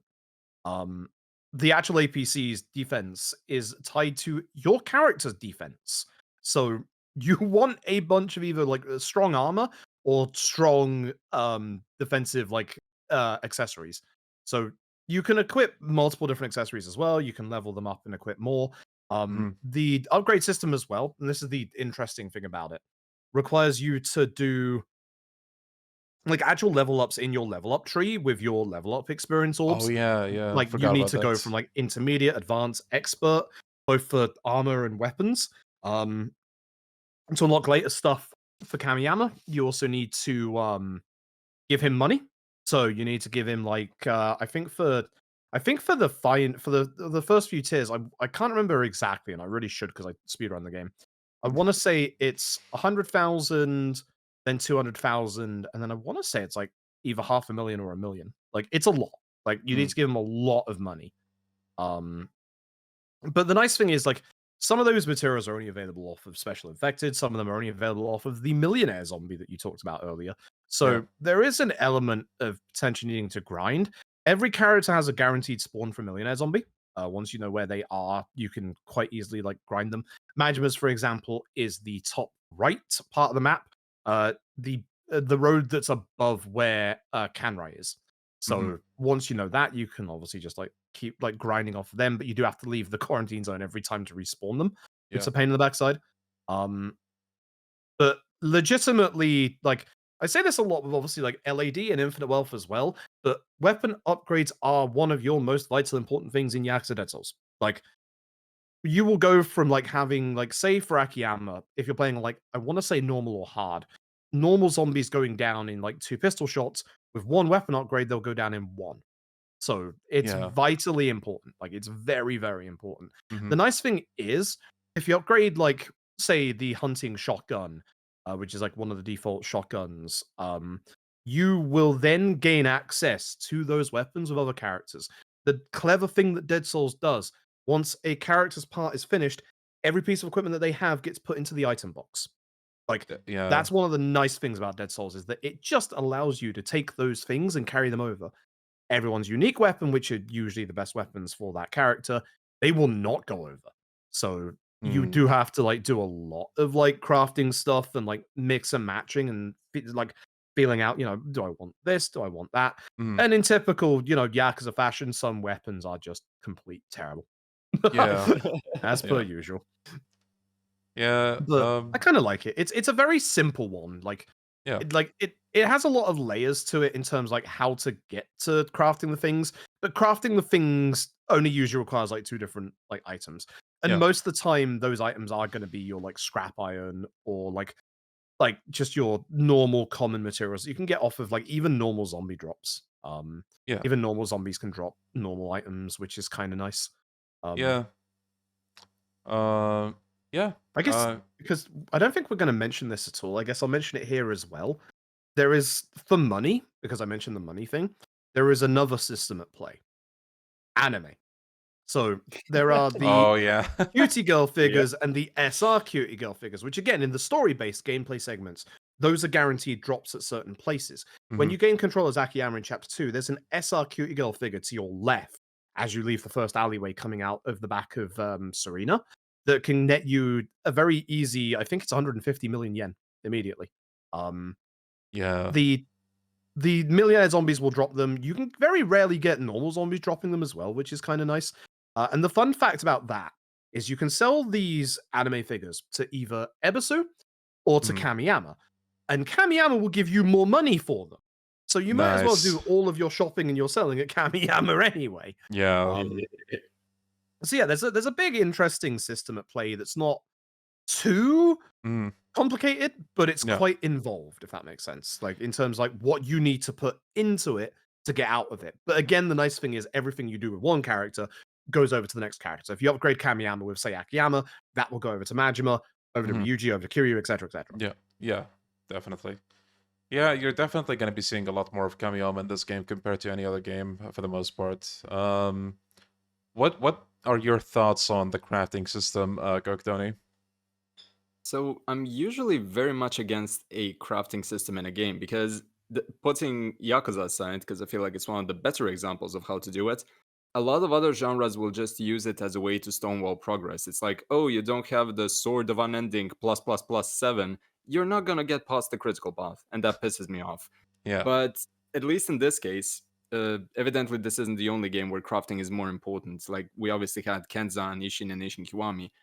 I'd like to say, and maybe that's because of my more recent and shorter exposure to Dead Souls, it's probably the most enjoyable out of those because it didn't feel like you need hyper-specific items to get something that's very necessary for you to get through the critical path. It's just like what Froob said, oh, you need a few of these healing items and this, and a lot of the zombies would throw very particular items that would help you out so that you get the one thing that you would hope to get at the point where you would need it. So a lot of it felt more, I wouldn't say handholdy, but it did feel like more smooth sailing than, let's say, OG Ishin was while going through the story without the game giving you the swords.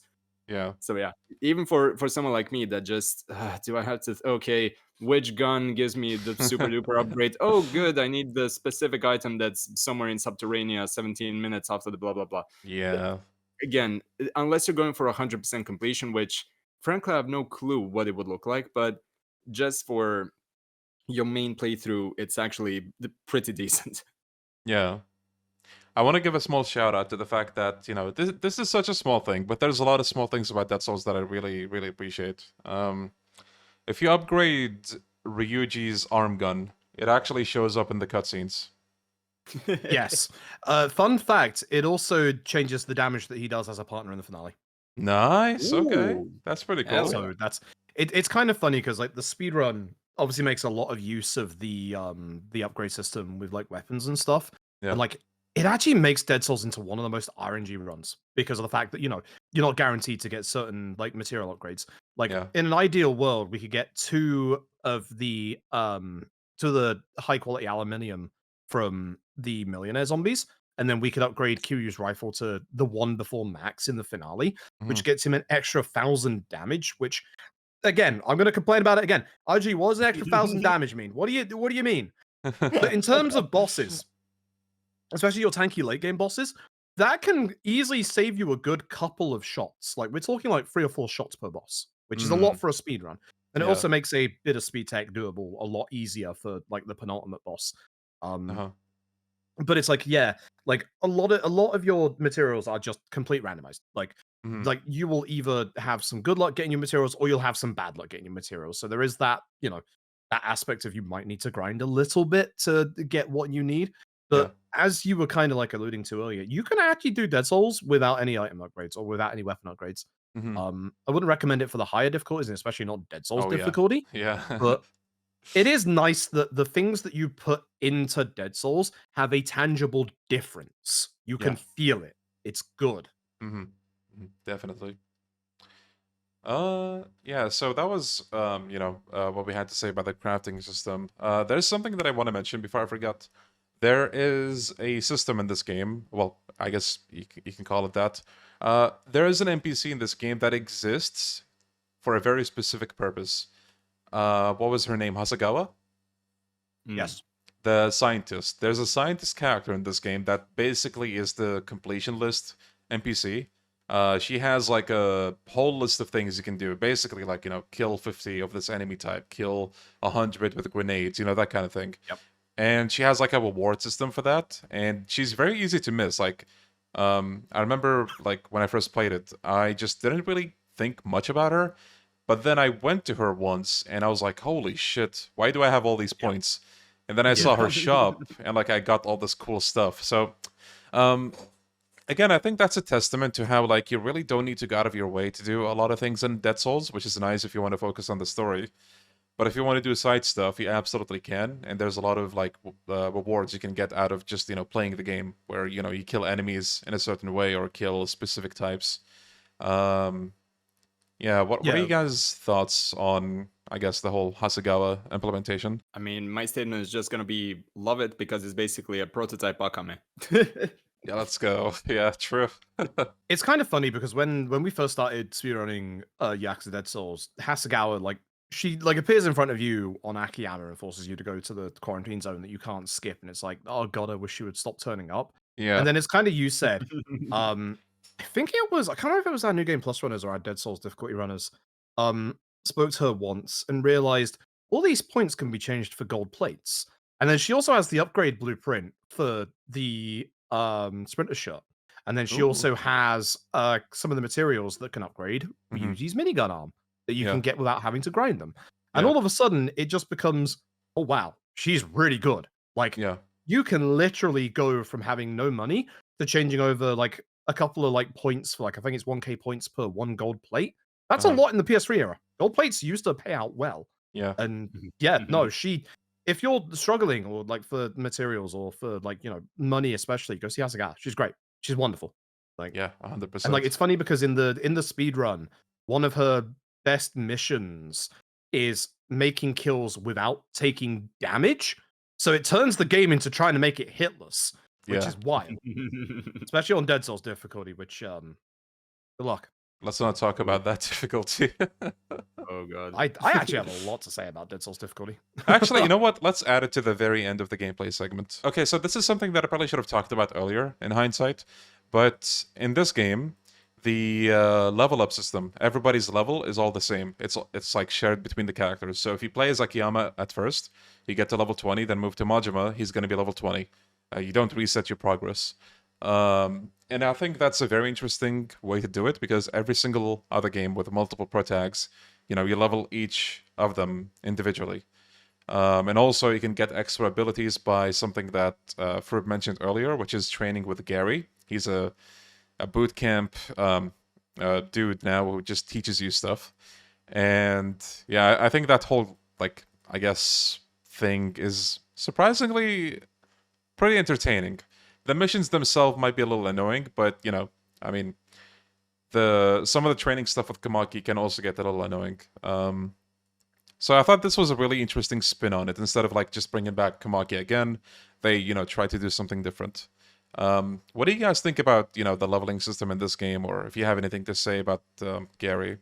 Let's start with you, Gokudoni. I think this is probably, if not my favorite upgrade system, one of them.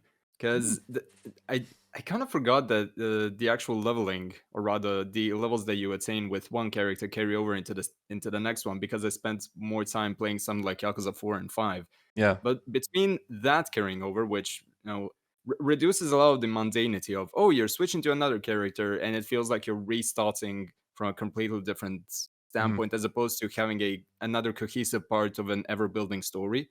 Yeah. Between that and the fact that you have essentially like the force setup with the orbs, it's like, okay, you want this very specific ability, take it. We're not going to have you stonewall 17 different abilities before you can get the one that you're looking at. Hmm. So just by nature of that, it was like, okay, I love this already. I wish more games implemented it. But then, 5 went back on it. Actually, a lot of the games after Dead Souls just kind of backwards on a lot of quality of life stuff or I guess you can Yeah. label it quality of life, that this game introduced, like obviously the boss replays and so on. So Yeah. kind of weird. I'm hoping that they bring it back when the new engine, if we get one, rolls around. Yeah. And what do you think about it for like the leveling system and that kind of thing? Yeah, I feel very similarly. I think when I first played Dead Souls, I thought like everyone sharing levels was, oh, this is a bit lazy. Like, Mhm. everyone was different before. Yeah. But like the way that people like played, or the way the characters play differently in Dead Souls is via their unique weapons. Like they all play Mhm. very, very, very similarly. Yeah. So having everyone kind of be shared kind of takes a lot of the monotony away. Like there's no need to, level everybody up individually just for the exact same upgrades that they would get between each other. Uh-huh. Like you will have those upgrades over everybody, and there's a good amount of upgrades in the game that are pretty good. Like there's one that makes your headshot lock on better. There's one that makes it track more. Like Mhm. there's like ones to upgrade your heat action so you can just blow up like giant gas trucks, etc. Yeah. Like there's a nice natural progression system to the upgrades that like you wouldn't think there would be, being like a third person zombie shooter, but there's a lot of variety to it. I like it. Definitely. It's a unique like upgrading system compared to the other games, and I think for this game, it probably. I mean, they definitely could have done it in a way where every character has a unique ability, but also, you're mainly shooting guns in this game, so I can definitely see why they went with this approach. Because, like, yeah, maybe you could add a couple of unique abilities to each character. This might just have saved time for them, I guess, because budget titles, blah blah blah, especially in 2011. But yeah, and then we have the partner system, which is basically you can bring someone with you into the quarantine zone, and they will shoot zombies with you. There's, I think, how many were they? 8 or 9? Or were they more? I thought it was 7. Wait, actually, do we count the hostesses or? The hostesses should be counted as Yeah, partners. let's I did count know the the answers to hostesses. this. Let me double check. I should have known the answer to this. This is- Technically, like without the hostesses, there are 6 technical partners with 1/7. Yeah, no, there's 6 partners. Yeah, yeah. Actually, no, there's a 7th that's exclusive to the premium adventure. So 7 including how'd I the forget you? hostesses? No, not including hostesses. With the hostesses, it is another 7 on top, so 14. Ooh, damn. So 14 in total. Yep. Oh, So yeah, it's I found for the guide. So yeah. Yeah, for Right. both. For partners, it's 2 for Akiyama, 1 for Majima, 1 for Yuji, 2 for Kiryu, 1 special premium adventure. For hostesses, it's 2 Akiyama, 1 Majima, 2 Ryuji, 2 Kiryu. Right, right. With the special partner being Bob. Can't believe I Oh, forgot hell that. yeah. Bob, my Can't believe I beloved. actually forgot about Bob. God damn. Yeah, the one game where he can actually join you. Yep. Well, if I had to like briefly give my thoughts on this system, I think it works. Like, obviously, you probably might want someone to join you in the zombie apocalypse. I just wish the AI was better. Yes. Yep. Other than that, I don't know if I have any complaints. I think each partner also has like unique buffs you can put on them, right? Yes. Yeah, they have unique like skills. Obviously, they have unique weapons that are just derived from like the other weapons in the game, or some special ones. Date has a submachine gun. Cool. Yeah. And then there's also like some of the partners you get in the game are your obvious ones that you would expect. Like obviously you get Date for Kiryu. But then Yeah. they bring back somebody who I'm not quite sure should be a partner for Kiryu, but is a partner for Kiryu. And like, why did you bring him back? Like, we talked about bringing Hayashi back, but one of Kiryu's partner characters is Arase. Yeah. No. And it's just so no. weird. The interaction between the two of them is so weird. because it's like Arase is like absolutely the one guy Kiryu wouldn't forgive. Like, yeah. and yet he just turns up and is like, haha, I'm better than you, blah blah blah. And then Arase like kind of saves Kiryu and is like, I don't want to save you, baka. But yeah, It's so weird. There's a bunch of sub stories between Kiryu and Arase. It's weird. Like it of all the partner characters, like he makes sense in a zombie apocalypse, but as a partner character, yeah. yeah, That's yeah. And also, the it's partner time that he characters. was. Oh, I'm Yeah, sorry. go. No, I was just gonna say gonna Oh, yeah. I was gonna say the partner characters have this like weird little thing where you can't bring them on the main story either, so they Yeah. are kind of restricted. Yeah. Oh yeah. Weird. Sorry, you go on, Tony. No, I was just gonna say, anytime that I would see Arase, I'm like, oh yeah, come here, come closer. I would always aim for his head, like, yeah, keep talking. I hate that guy. Well, to talk about him a little bit, I think they've done him okay in Yakuza 3 when they brought him back. Yeah. Even though I think Kiryu should have been okay, maybe it's me really talking when I say Kiryu should have been a little angrier on him, but I don't know. Does he just straight up forgive him in Yakuza 3? I don't remember. I can't remember. Yeah, same. It was kind of like one of those turn your life around. I don't believe it was a very forgiving manner. It's just, oh yeah, you're here. Makes sense that you would have a grudge against me. It does feel Right. kind of weird that Kiryu wouldn't just snap him like a twig the moment he sees him. Yeah. It's weird that Kiryu tells him that he has the grudge against him and not the other way around, I guess. Yeah. That. Yeah. Because it should be Kiryu who's more pissed at Arase and not, Arase being pissed at Kiryu. Like, yeah, Kiryu fucked over your life, but there was a reason for that. It's not just, oh, fuck you, Arase, I'm gonna ruin your life. Yeah, two very big reasons for that. One of which I still haven't forgiven about. Yeah. Gee. Oh yeah, apropos that, the fact that we actually see the interior of the, I guess it was called the Honest Living Association, but we see that in Dead Yes. Souls briefly. So that was another nice touch for something from the older era, if you want to look at it that way. Yeah. Yeah. And speaking of, like, the one instance of, I know people are going to be nitpicking my words, so I'm going to pick them carefully here. The one instance where you can freely walk around Kamurocho Hills without being in a set piece. Ooh, Yes. hell Even if it yeah. is half destroyed. There's nothing there. No, that's half the charm. Come on. It reminds me of Willamette. It reminds me of Willamette. I forgot the second half of it, but the place in the Rising One, the mall. Yes. Yeah. Willamette. It's like literally just put a couple of shops in there and just let us walk around. Like, even if they're the same shops as elsewhere in the city, just let us walk around. Like, Yeah. put a Club Sega in there. Like, the top right part of the map would then have a reason to, go over there. Yeah. Like, Oh yeah. Okay, something that is unique to this game as well. We have, the quarantine system. So basically, the more you progress through the game, the more Kamurocho gets destroyed.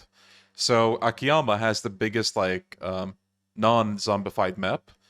And then with Majima, it becomes smaller. With Ryuji, it becomes smaller. With Kiryu, it becomes even smaller. It's something that has to be there for Dead Souls because, again, zombie apocalypse and all that. But also, I just find it funny that people don't bother moving out of Kamurocho. Like, they're just chilling there in the background, shopping, like, living out their best life. Is there anything specific you guys want to say about the quarantine system? I think conceptually it's probably the best thing about this game. Because, okay, putting aside the actual traversal aspect of it, because I'm pretty sure that's not as fun to do when you're more involved with the side content. But I distinctly remember the way the city looked when you started with Akiyama, when there's this drunk guy throwing up on your shoes, and it's like, oh yeah, everything is pretty normal. And then you cut to basically, you have the entirety of the game build up to the moment where Kiryu gets the phone call. Mhm. And once you see what the city looks like at the moment where he gets that phone call, it's like, oh yeah, this city that you know so damn well is just bursting into flames. Between that and even some of the more simplistic stuff, like not looking at necessarily the exterior of the city, but even the way that Serena looks when you return there as Akiyama looking for Hannya, and the way that there's blood splattered on the walls and the tables are crushed everywhere. They really, as far as environmental storytelling goes, it's probably one of the biggest strengths of Dead Souls, because it really paints a clear picture for you. And the more time you spend with Kamurocho, the more impactful it's going to be for you as a longtime fan of the series. So in that regard, I love it. But actually traversing it, I would usually go during my playthroughs very, point A of the story to point B. I wouldn't meander too much with minigames and everything, because a lot of it is carried over from 4 basically directly.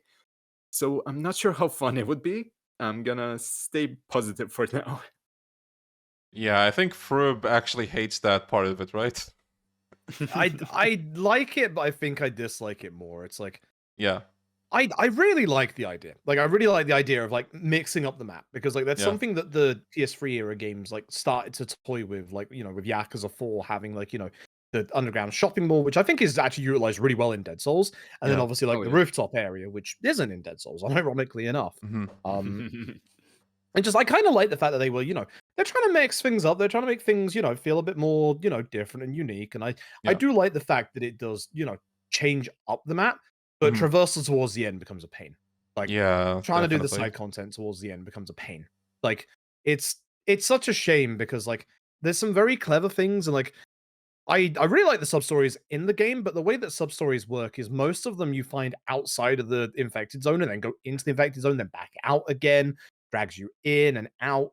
For some characters, they flow really well. For Akiyama and Majima, I think with Akiyama, you can flow together like 12 sub stories in a row out of his Mm. 15. And then Majima's like something similar, like 10. Mhm. But Ryuji, every single one, apart from like one or two sub stories, drags him back out of the quarantine zone every single time. Damn. And it's so frustrating because you have to keep going back in and out if you want to do like all of that stuff. And it's just it becomes a point where it's like what I really would have liked was fast travel into the infected zone. Like with your taxis. Because it does the clever thing at one point of moving your taxis like a street over when like the top like right part of the map gets like infected. Mhm. But then it doesn't make a new taxi after that. So it's just at the end of the game, your taxi is literally just you want to go to the docks, you want to go play golf. That's it. That's all you get.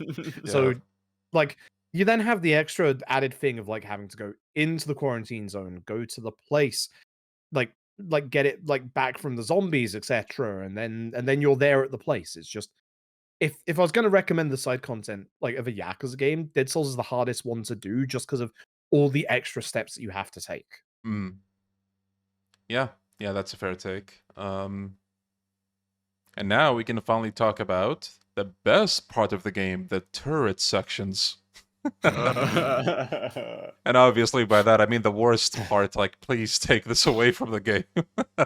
Yeah. Now mainly the one that actually upsets me is the one with Kiryu, where you're in that vehicle and you go from one point of Kamurocho to a completely different one, and there's a boss chasing you, not just that one section, but multiple sections. And on the highest difficulty, which we'll talk about soon, whew, oh my goodness. Yep. There's if a you don't tip. have defense stuff, you die. Yeah.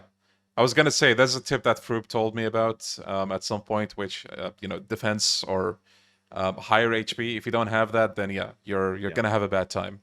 And I think on Dead Souls difficulty, like you really need to work on your aim more than usual.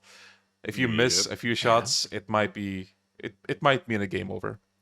Right. Well, lots of zombies as well can just demolish your HP completely. It is rough. For yeah. this boss that Leon's talking about, it's unkillable. For those who don't know, like it has a HP bar, it's unkillable. And it also brings up like one of the worst parts of Yakuza Dead Souls about how the timer for certain segments, like waiting around, is tied to the game's FPS.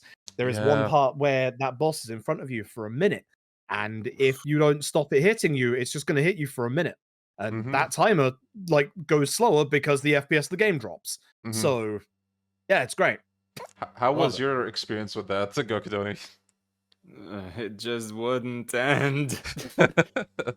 Not genuinely, because you don't really get the idea that, oh yeah, we're kind of used to Kamurocho being, for lack of a better word, a condensed idea of a sandbox, let's just put it that way. But that particular section, it felt like we were doing loop-to-loops around every bloody street. It's like, how can we not reach the bottom of the lower right part or whatever? And the fact that the stupid gorilla thing, for a while I was like, okay, maybe if I shoot him precisely enough on a lower difficulty, it's gonna go away. No, and then he just has, the purple HP bar by the end of it. That's just the biggest middle finger in your man. Bro, going through that segment, I legitimately was like, please, I want to get off the car. I'm gonna walk. Just let me walk. That's way better. You'd be able to get over there faster. Yeah. Like these days, there aren't that many games that get me to swear in my native language, but that section had me swearing crazy. Oh my god! So yeah, it's wonderful. But then, okay, contextually, for anyone that may not have been around back then, the PS3 era, among other things, like the piss filter, I guess, was very much known for almost any game under the sun, for whatever reason, having a turret section, a mandatory one. So I Uh-huh. guess Dead Souls just became part of that cultural impact or whatever. I hated it very much. Even the part where you have there's one boss fight with Majima, I believe, where it's like again this the same giant monkey zombie thing where Yeah. it's like, oh yeah, I have this random tank right next to me. I guess I can shoot him. Oh, you need to load it up. You need to wait until recharges. Okay, avoid all the attacks from this monkey, and you can't harm him probably in any conceivable way. So just wait. And then he, clubbers you around, and then the game crashes. Okay, I'm going on a side. It's not fun. I don't enjoy it, even in the slightest. Yeah. I've experienced all of that. I know exactly how you feel. It's terrible. Is there another section like that in the game actually? On Rails turret, no, not in the story. I don't think in sub stories either, actually, if I remember Right. rightly. Well, to be honest, maybe that was for the best. Speaking of gameplay stuff that we haven't mentioned that goes along the turret sections, there is something that is not in the main story that is only in sub stories that is horrifically bad in Yakuza Dead Souls. Like the worst implementation of it in any Yakuza game. Uh-huh. Chase sections. Oh. So the chase sections have you chasing after a normal NPC. Now, they're very different from the chase sections that are in 3 and 4 because the person that you are chasing goes very, very fast. Mhm. And here's the other problem. It's a zombie shooter. So zombies will spawn in, and Yep. zombies will stop you. You are supposed to shoot them out of the way, but Dead Souls' lock-on system is absolute ass. It's terrible. There are also explosive barrels that you can hit to slow down the zombies, but they have a lingering hitbox and will also hit you. These chase sections are garbage. And there's like 4 of them in the sub-stories. They Yeah. are bad. And speaking of things that aren't so good, well, I mean, I guess this one will depend, but so for those who don't know, Dead Souls has a difficulty higher than the usual X hard. Dead Souls difficulty. To be honest, the last time that I went through it, it wasn't as bad as I remember it to be, but it does have its moments. Oh yeah. I think the most annoying part for me was the turret section we just talked about. It's so fucking annoying. I hate it. And there's a certain boss for Kiryu, I forget his name, but the one that's flying. Is that it? Hassan? Oh. Yeah. Yeah, in the park. If not for one strategy that I learned way back in the day, which is don't leave the park, I don't know if I would have done that boss successfully. But yeah, you don't want to leave that park. If you do, good luck. The thing is, in Dead Souls difficulty, zombies are angered at all times. They are super aggressive, and they don't stop. Do more damage, obviously. Yeah. Now, how's your experience with that mode? Mention anything. So, speedruns of Dead Souls mode are evil, to say the least, because we obviously are as low level as possible. We don't do any side content. We obviously only do the crafting that we can do. For, as I said earlier, the way to get money that we need is specifically from not getting hit, which on Dead Souls difficulty is damn near an impossibility. Yeah. So we have to go out of our way to get extra anime figures. It's masochistic, to say the least. The nastiest part is by far Ryuji Chapter 1 for several reasons. Oh, God. The very first Tojo office you go to right after the batting center, there is a room there. There's a corridor into a room. The corridor has like an aggro and several like zombies in it. The corridor's not the problem. It's the room that's the problem. You can get stun locked infinitely by zombies. Just you can't get up. Like when you go into that room, you have to grab the chair immediately and swing it. Otherwise, you're dead. That's it. Simple as. There are several parts like that in Dead Souls difficulty. They're all absolutely evil. But then you have the forklift. You have the forklift that has not only a fuel gauge, which is essentially a timer, but also a HP bar. If the HP bar hits 0, you explode, game over. So you literally cannot drive the forklift straight from where, because you can't get equipment on Ryuji until later because it just starts you in a set piece. Mhm. That first chapter, you have no defense. Like you cannot get like equipment on Ryuji until you get to chapter 2. So that first part, you literally have to get out of the forklift multiple times to deal with the zombies that spawn in at set periods. Otherwise, that forklift is going to explode every single time. Like Ryuji chapter 1 in Dead Cells difficulty is hell, to put it bluntly. There is and there's a one lot of saving bits like that. grace. There is one Mhm. saving grace about Dead Souls difficulty. If I remember right, if you die, you can retry. Correct. Checkpoints. Like it was in the days where Legend difficulty didn't have checkpoints, but Dead Cells difficulty did. And like I feel like that was RGG's way of balancing that mode because it doesn't feel balanced. Yeah. Like it's Yeah. kind of like canon difficulty from Fist of the North Star in that it just doesn't feel nice. It doesn't feel great. Like Mhm. Oof. it's awful. Yeah. It's hard as it should be, but it feels hard for reasons that it shouldn't be hard. Yeah. Fun fact: there is a Dead Souls specific glitch with Nagahammer, the NPC who escorts you in Nagahammer Chapter 3, where if Nagahammer, you've kept him alive until that final, that final room, which is like below the Millennium Tower with the train that goes by underneath, that big giant room Oh Yeah. yeah. with all the zombies in it. Yeah. On Dead Souls difficulty, if Nagahammer is alive, he will glitch out and walk to the right continuously and never get to the destination he needs to get to. Therefore, Oh the game will no. continue. So you have to intentionally let Nagahammer die in that part. Damn. Sweet. Game's great. Game's great. Love the game. Fantastic game. One of RGG's best by far, definitely. Genuinely love it, despite my complaints. Ooh. Oof. So yeah, Dead Souls difficulty is it's a different beast. And fun fact for all of you platinum trophy enjoyers, you have to do the game on Dead Souls difficulty. Let's And if I remember go. rightly, there is no new game plus Dead Souls. It has to be done from new game. Good luck. That's the issue. If it weren't for that, I'm just gonna go on the rant here. There's one word to describe Dead Souls difficulty, and it's pain. Nothing else, just pain. Because again, doing it on a new game plus run, but you do everything else, it would be a fun challenge. All of the aggro would make sense. I would even do it without save files. But between the fact that you basically do the Yakuza 0 route of, okay, you don't have anything, start over, between that and I'm just remembering everything that I had to go through in Dead Souls. Just the fact that the game crashes so many bloody times, it makes that run probably one of the most infuriating ones, alongside like X-Hard in Kurohyo 2, Canon in Lost Paradise, and Ishin difficulty in Ishin Kiwami. Just Yeah.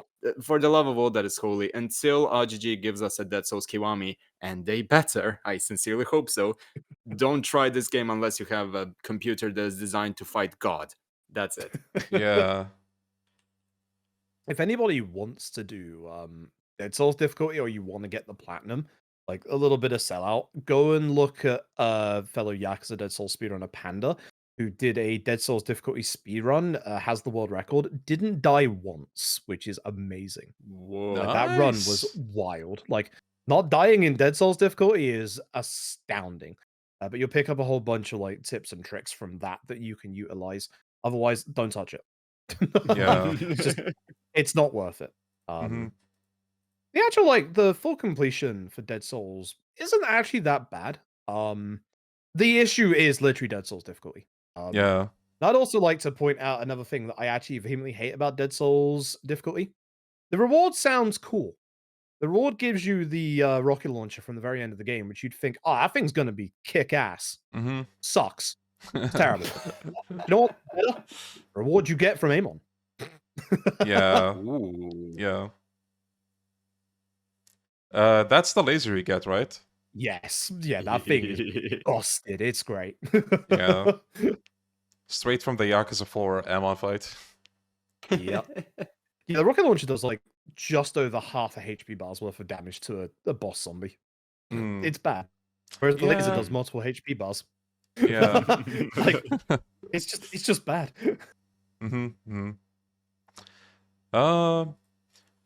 Right, so drifting away from the gameplay a little bit, we didn't talk about the side activities, so that's what we're gonna do now. So right from the get-go, if you want to like go to like minigame establishments in this game, if they're outside of like the safe zone, you actually have to free them a little bit, so you interact with them, and they tell you that there's zombies outside. You kill them, and then the shop is open for you. And that's how it works for pretty much every shop you can go to outside, in the infected zone. And yeah, so you have to go through, like they were saying earlier, a few extra steps to really do whatever you want. But yeah, despite that, the idea does make sense, even if it's tedious. But yeah, I think most of the side activities are just the same as Yakuza 4. You have the bowling alley, darts, the ping pong minigame, hostess clubs are still in, karaoke is still in the game. Did they add anything new? No, but they have everybody's favorite pachinko. Let's go. Oh no. I will say this, and I will say this in Dead Souls' credit, an immense credit to Dead Souls for this. You don't have to play it. You can just get enough money to buy the balls and just exchange it for the trophy immediately. Hell Praise the yeah. sun. Shout out to Dead Souls. Also, speaking of gameplay, one thing we didn't mention for that, despite the fact that OG Yakuza had the NPC who hinted where sub-stories were, Dead Souls was the first game in the series to have sub-story markers on the map. Oh yeah. Shout out to Dead Whoa. Souls. Yeah. Shout out to Dead Souls. But yeah, That- no new activities, which is a bit of a shame considering this is a zombie shooter. They could have had some unique things, and I'm Yeah. not talking the on-rail sections yeah. because they would have turned that into an activity. If this was modern RGG, they would have turned that into an activity easily. Oh yeah. For sure. But they also would have been better if it was modern day RGG. Yeah. There are some very little things they added, like if you fish, you can fish for a zombie. Did like that. Oh, yeah. That was fun. That was Yeah. very fun. Other than that, The- you still have. Sorry, you wanted to say something? I was just gonna say new or quotation marks new karaoke songs. I love all of them. Yes. Yeah. Yeah. Same. They carried on the trope as well as being able to play Mahjong with all of your partners. Or not partners, all the other playable characters, which is good. Nice. Oh, yeah. I actually don't know if I knew that. It's cool. Yeah, it's like you just go to the Mahjong parlor and you're like, yeah, let's I think it's a premium adventure only thing, but you go over there and you're like, hey, let's play it with everybody else. And, Nice. I might they'll check say that little out. voice lines, etc. Nice. Ah. Nice. And then you have sub stories, which Froob already said, he really enjoys the sub stories in this game, and I can see why. Like a lot of the sub stories in this game poke fun at, or maybe not poke fun, but they try to just basically bring over a lot of the horror cliches. But you see how Yakuza would kind of handle those topics, and it's pretty amusing. I really like them. Yeah, it's unironic that one of the first sub stories you can come across in the game as Akiyama is one called Cliches, and it is literally about a bunch of horror cliches where there's a couple making out in a side room, here come the zombies, and this one guy has just been doing all of this to get away with an inheritance or something like that. Yep. And then he walks outside and slips on a banana peel and gets eaten by zombies. Yep. It's perfect. It's beautiful. Yeah. It's a lot of Dead Souls' sub stories are very funny and also poke holes at the tropes that horror movies do, and it actually works really well. There's a horrible chase section in one of Majima's sub stories, but everything else around that sub story is so cool because there's this one Tojo group that's trying to do this deal with a bunch of Chinese mafia, and their boss got zombified. So what they do instead is they chain up the zombie to a chair, put some makeup on and a ball gag so that they don't know that the human is actually a zombie. And the zombie busts out, as you can expect. And it's just this hilarious, imagine it's just there just this entire time, what are you all doing? And it's just this great, just little stories that go together and just really poke fun at horror stuff, which is what the game should do, and it works really well. I could easily say about 8 or 9 different sub stories that are in the game off the top of my head, quite easily. They're good, and they're all varied as well. Some of them bring back some of the bosses that you only fight once in the story. The Onraki that Majima fights is in one of his sub stories again as well. It's actually the one with the movie directors. If you've ever played the older Yaks games, the movie directors are back. They have a multi-branching sub story that involves almost all of the protagonists from Dead Souls. Yeah. With I think the only exception being Akiyama. So I think it's Majima, Ryuji, then Kiryu. Mhm. So yeah, like it just I like the sub stories. There's like one sub story after the plot. Like there's always been this rule of like sub stories can't mess around with like the plot stuff in Yakuza games. And there's one sub story later on in Majima's part where after Majima gets bitten, there is a like a guy that's like part of the like SDF, which are like the defense force, who's like selling a zombie serum that can cure you of the zombie stuff. And as you can probably already guess, it's a massive scam. Like you can Yeah. already tell it's a massive scam. Yeah. But you could tell it's a scam going into it, and it's just funny the way that it all like plays out. Like Yeah. Yeah, for sure. although it does end up with Majima inadvertently murdering people, so Details. Sub stories are Yeah, who only cares about partially that part? canon. Mhm. But yeah, also I love the fact that technically the moment that he gets bitten and he goes into purgatory, they're like, "Hey, who wants a free antivirus or whatever?" It's Yeah, like, yeah. "Oh, how bloody convenient." yeah, That was a perfect segue into it. I loved it. yeah. Yeah. Are there any other specific sub stories that come to mind for you, Gokudoni? I mean, I have to mention it, the six chairman's woes. yeah. I mean, everyone knows that. And again, props to Dead Souls being so. I feel like that's one of the best things. I mentioned a lot of things being the best things about it, but that should tell you just how amazing this game is. Back to the point, the fact that it's so. It's obvious that it's trying to make a Dead Souls, a horror theme, be something that's outright ridiculed, but not to the point where it's like, this is so stupid. Why would anyone do it? They're like, we're gonna do this premise and we're gonna make something funny out of it. Mhm. And case in point is the lead up into the Six Chairman's Woes, where Majima is like, okay, we need to lure out some zombies. Have you ever watched a zombie movie, Daigo? No, why? Well, usually it's the couple that gets killed first, so I have an idea. I'm gonna talk to people, talk to couples. No one's interested. Looks at Daigo. Your hair has been looking awfully long these days. And then just their exchange, it's just, Yeah. it's one of those more casual sides to Daigo where it's like, oh yeah, seeing him, it kind of puts him in the same situation like with Shinada in the train where everyone's just, yeah, don't talk about me being a chairman. Come on, please Yeah. don't tell anyone about this. Yeah. It was cool. Yeah, if Dead Souls were to ever get remastered, that sub story is gonna blow up again. Yeah. Yeah. Right, something that is, I guess, in quotes, new. This game has something called subterranean missions, and basically what this is, it's like a roguelike activity you can do where you go underground and there's plenty of floors to go through. Though I think for each character the number of those floors differs, but Yes, they jump up sequentially. yeah, but this is You have something to that do like you 100 in the end in total, I believe. was it 100? Damn. It's for Akiyama. It goes. I think it goes. Akiyama goes 5, then 15, and then I think it's 20 for Majima because he only has. No, it's 10, then 20 for Majima, and then it's 15, 25, and then Kiryu gets 30 as a chunk, and then Amon. Damn, So I think yeah. it's 100. Yeah, I was gonna say, It goes up sequentially, and it's like it's awful. yeah, unfortunately these are needed for Amon, but at the same time, the secret boss of this game, the Amon that they have, I think the idea behind him is one of the coolest, but it's unfortunate that he's really, really easy. Yeah, no, it's by that time you should have the anti-material rifle or a long-range weapon, and just the guy Naruto runs. Yeah.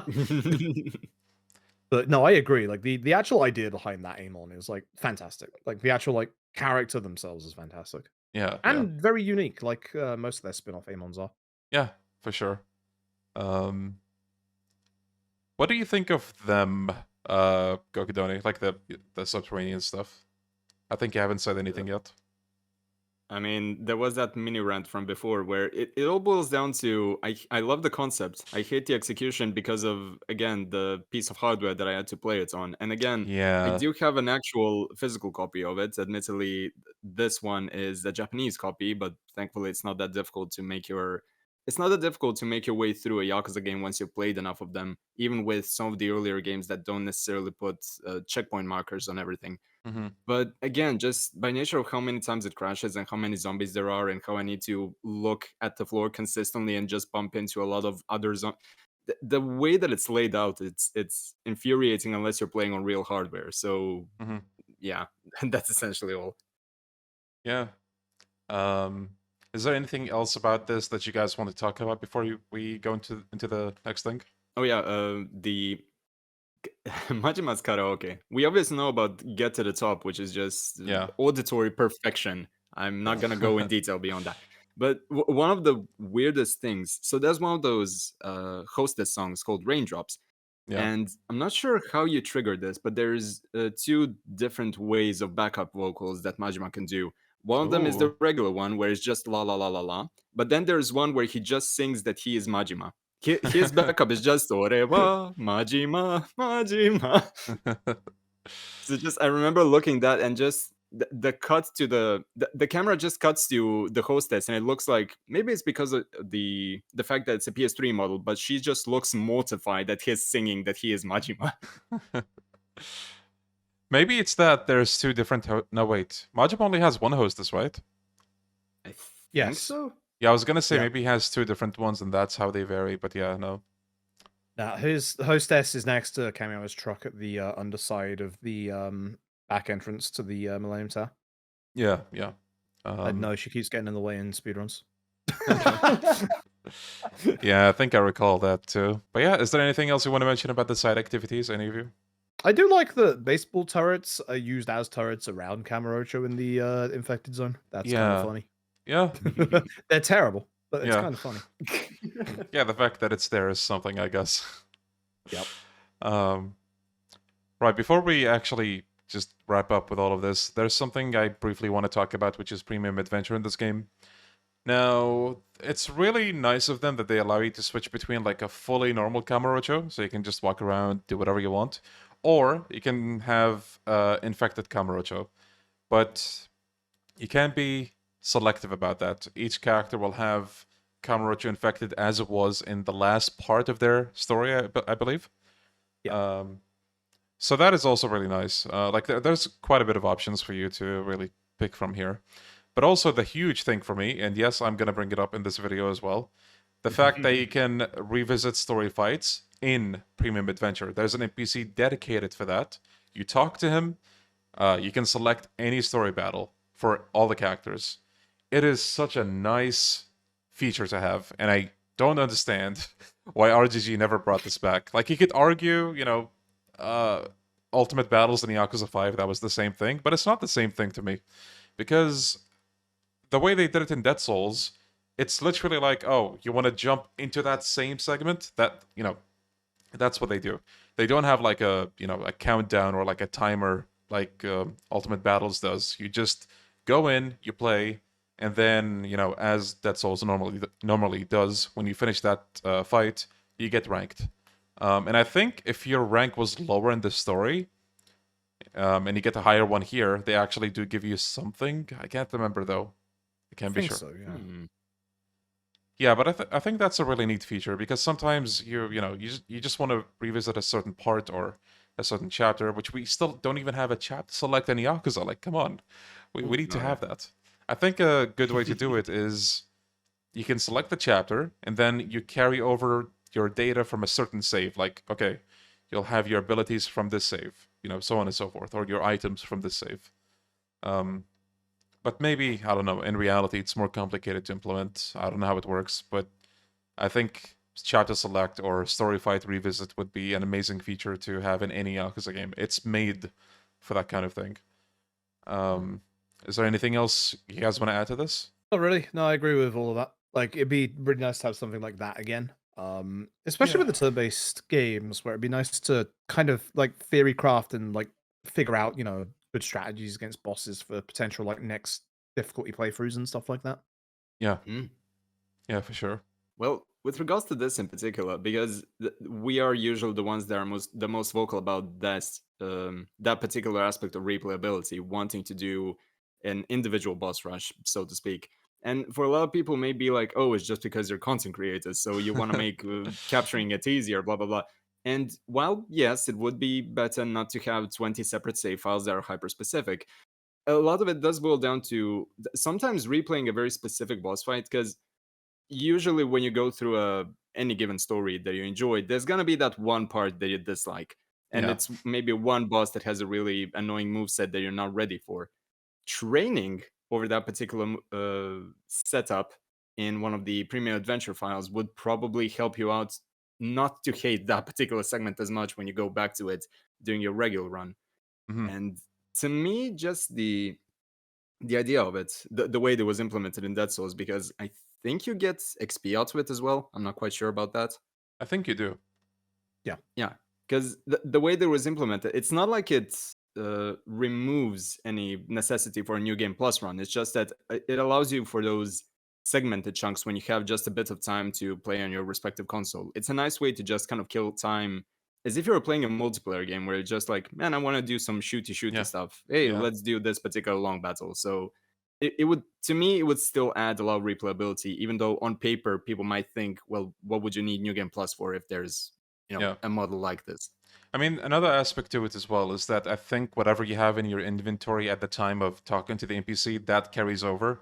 So maybe you want to try a certain segment of the game with a certain like build or, what have you.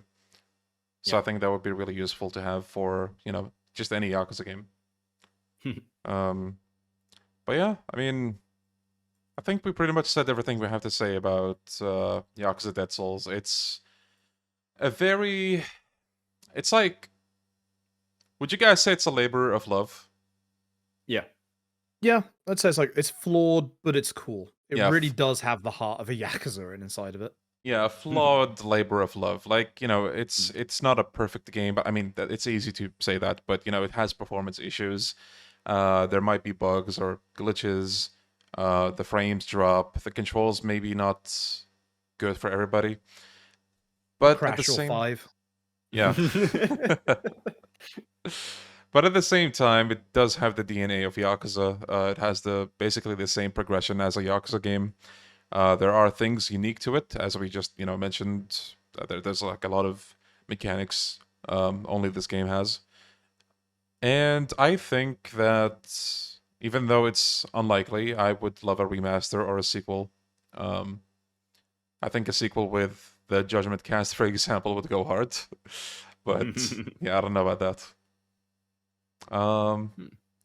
Yeah, is there anything anyone wants to add?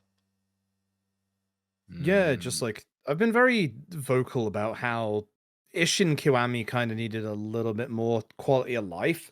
But if ever there was a game that would be perfect for that kind of a Kiwami, where you put it in the Unreal Engine, fix up obviously the frame rate, change controls up a tiny bit, and just bring it to everything, I think that's the exact kind of remake that would benefit Dead Souls.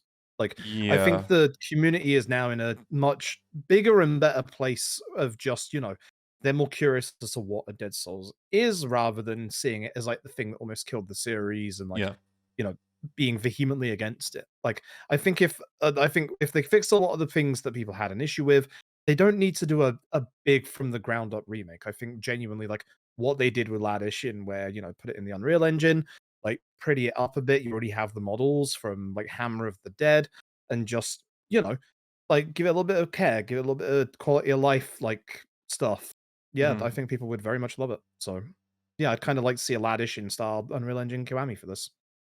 Yeah, same here. I think this is like, I think you pretty much said this already, but unlike Ishin, this would be a game where, there's a lot of improvement to be had. So I don't think there will be many people who will be sad to see like, I don't know, major changes in the gameplay.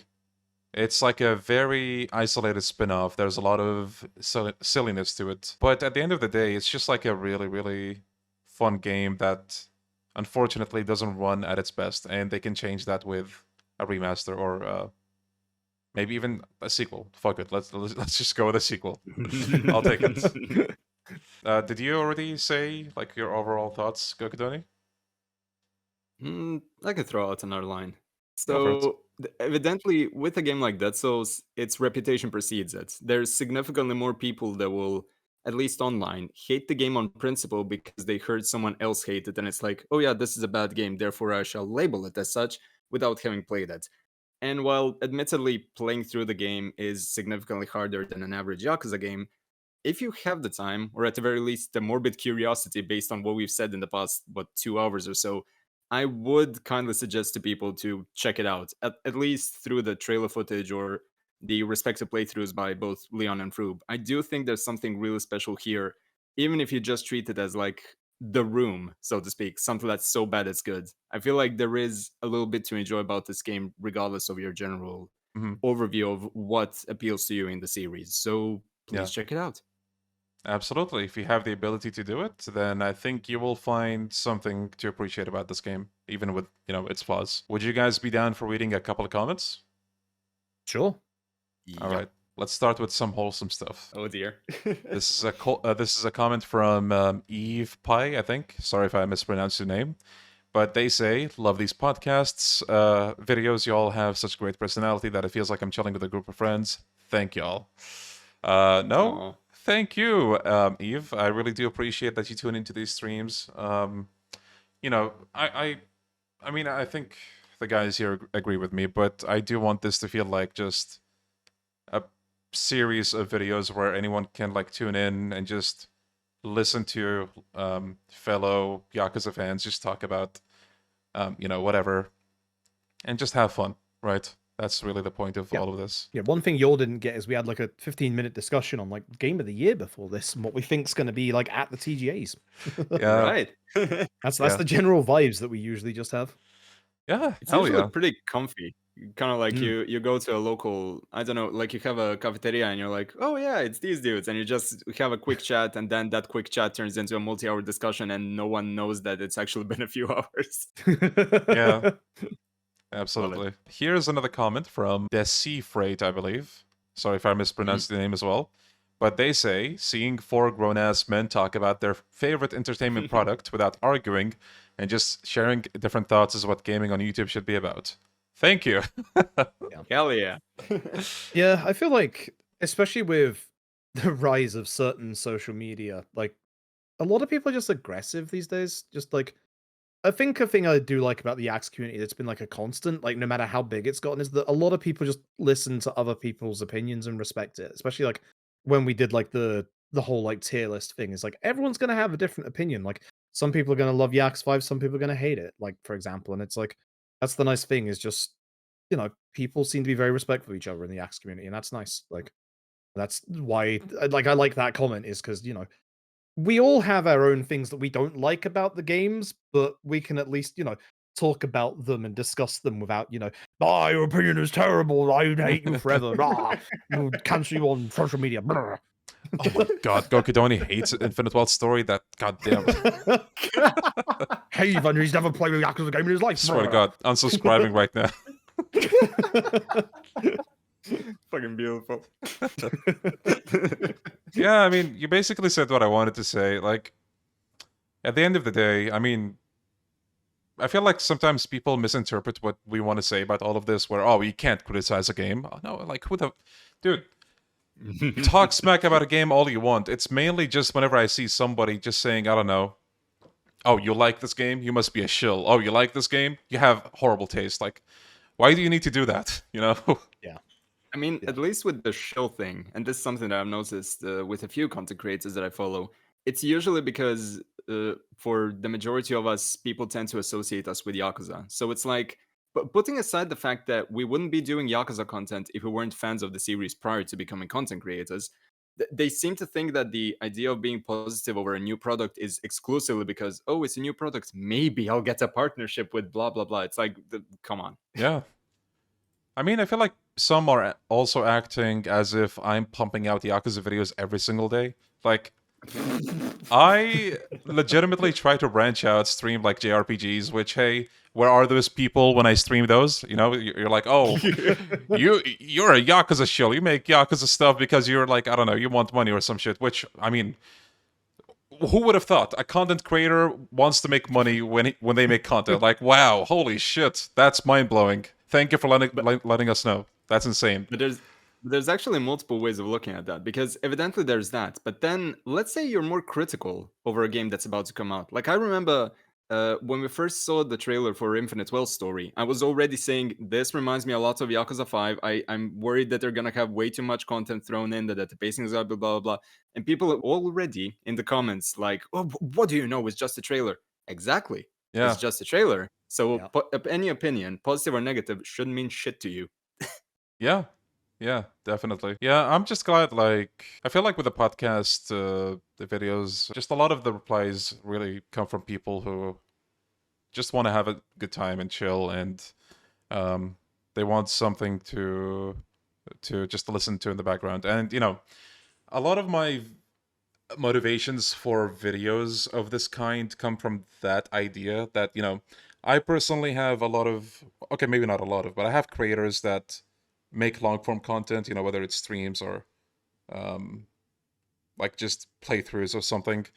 I like to put those in the background because it kind of feels like hanging out with somebody, even though it's not. It's relaxing, and with something like a podcast, I feel like you do deliver that as well, where it's just like a conversation that somebody's listening to, and you know that's really all it is. Do we read one more comment? Sure. Up to you. All right. What do we pick? Let's see. The pressure is on. Yeah, sorry. It's like, do you end on a high note or do you just want to go, look at this guy saying this, blah, blah, blah. You want us to filibuster in the meantime? I mean, it's up to you. I mean, it's like kind of going back to like what we were just talking about. It's like we all have our different opinions and we're all like respectful of them. And like you wanna hear us be negative? We all have our one or two things that we just don't like. Like speak to me about Fist of the North Star and I'll be negative for hours. I can still recognize the good things about Fist of the North Star, you know? The thing is, like, whenever you are negative about a Yakuza game, whoever is saying you're never negative about Yakuza isn't watching that, so he's like, oh, you're never negative about Yakuza. And it's frustrating because I'm pretty sure every single one of us here in the call has been negative about at least one game. At least. And I feel like it's even more special with us because our distaste for specific games is so memeable, is so omnipresent in our content, where it's like, even if you're a newcomer, it's like, oh yeah, I can tell that this person doesn't like this particular game, just because we make it a running joke in our, you know, callbacks. Yeah. Yeah, it's like... Yeah. Go on. Sorry. That's all I had. I had an idea and then I lost it in my head. Relatable. Story of my life. Okay. We will pick. I still haven't picked, by the way. I'm sorry. I need to do that more often when I have ideas. I wanted to get out like a, because like I'm really excited for Pirate Yakuza and I wanted to put out like a proper, like, you know, hey, this is why I'm excited for Pirate Yakuza trailer. But then I tried to do that while I had the flu and I couldn't speak. Fool. You can't create content if you cannot use voice. Don't worry, I can do the voiceover. I can match lip flaps. That'd be such a funny idea. Yeah. Okay, you know what? Maybe we don't need the third comment. There All is of the no build good up. other comment. You hear that? You're done bad. Everyone's so negative. I genuinely don't know what to pick, man. No, the best thing about this is, like, normally we would have like a keyword that we would be, okay, comment about this. Now everyone's gonna be like, what was the third comment? Tell me. You bold of you to assume this is going to be in the video. That's the best thing about being a content creator. This is post credits. Just insert the credits theme of Dead Souls and then casually this and then like 15 minutes of silence. No one's gonna notice. Keep forgetting how loud the end credits of Dead Souls is as well. It's also yeah? the only localized piece of Kenzan we've gotten in the West. Woohoo! Oh right, because of the. Oh my god, I can't believe we didn't mention that because it genuinely honors everything that came out. Oh god. Yeah. Okay, there's one comment we will read. I love how this forced you to pick a third comment where it's like, damn it, this is content for Dead Souls. Man, you guys bought just enough time for me. Thank you. You guys are true friends. Hey, So this comment comes from Suscat. Suscat says, all this speculation reminds me of the days before Gaiden Infinite Wealth came out. There's always that guy in the chat that says, hey Leon, do you think my mom will be in Gaiden Infinite Wealth? And the shit they say never happens. Always keep your expectations low and you'll never be disappointed. I don't think I could have said that any better myself. I think that's perfect. And I actually, like, on a little bit of a tangent, that's kind of how I feel about people towards the Like a Dragon TV series, which is this week. There's time of this recording is coming up this week. Yep. I understand why a lot of people are like quite, fearful of it. But I think if you go in with like low expectations and don't expect it to be a 1-to-1, because it obviously isn't going to be, Yeah. I think we'll probably find things in there that as fans of the series will probably like. I think there's a lot of things we'll go, oh, I wish this was done this way, or I wish this was like the game. But Yeah. I think if we go in with like low expectations, I think that disappointment will be less, and I think that'll stop a little bit of the negativity towards it. Because like I'm also a little bit, they don't have Haruka in the TV series. Like I'm still a little bit that of all the characters to not have that's a weird one. But it's like because of that, I'm lowering my expectations a bit, and then we'll see what it's like. Like it's a different telling. I think it could be interesting. Yeah. Yeah, that's only in 4 days now, and also with it is Kiwami on the Switch. So Heck yeah. I hope that does well. I really hope that does well for anyone that is like into the series or wants like a handheld version that doesn't have a Steam Deck. Please get Kiwami on Switch. Like, yeah, I hope it's good. I genuinely do, and I hope it does well for RGG because for years people have been saying like, I'd love these games if they were handheld on the Switch. Here we go. Like, this is it. This is RGG trying. So hopefully it does well. Yeah, I'm just hoping that in the event that this does well, I'm hoping that they will do, and I will be very specific about what I say. I hope they themselves do a physical release of something like Yakuza 0, because it is admittedly a larger game, so making it a digital-only thing, it reminds me of the horrible, horrible times when Fatal Frame 5 was a Wii U exclusive, and the actual download size was larger than some storage spaces for the earlier Wii U models. That was exactly the case with Yakuza 5. If you had if you had a 20 gigabyte PS3 like I did, the fat version, you were screwed. Like actually, I think even the 40 gigabyte was like messed up because it was like around like not that much, but you had to have double the space because of the bubble file system that the PS3 had. So a lot of people, including myself, had to upgrade their hard drives at that point. Oh, don't worry. They're going to give you the Yakuza 0 Switch physical release, but they'll have a digital code inside. Oh god, I hate that so much. Just do a regular, not a limited release, a proper physical one. I realize that it is a bit of a hassle when it comes to figuring out how many copies you need and whatever. Just do like a made to order model if it's within your ability. Like I've genuinely considered purchasing a physical copy of the Kiwami version or the Switch version of the Kiwami, because just the concept of another Yakuza game after 1 and 2 for the Wii U in physical form is just so cool. Yeah, because actually saying that, isn't there the limited run physical editions coming out for everything now? Yeah. We know about? I don't want to talk about that. Fair enough. Yeah, I know. I love the fact that they're coming out, but that company has limited a run. lot. Yeah.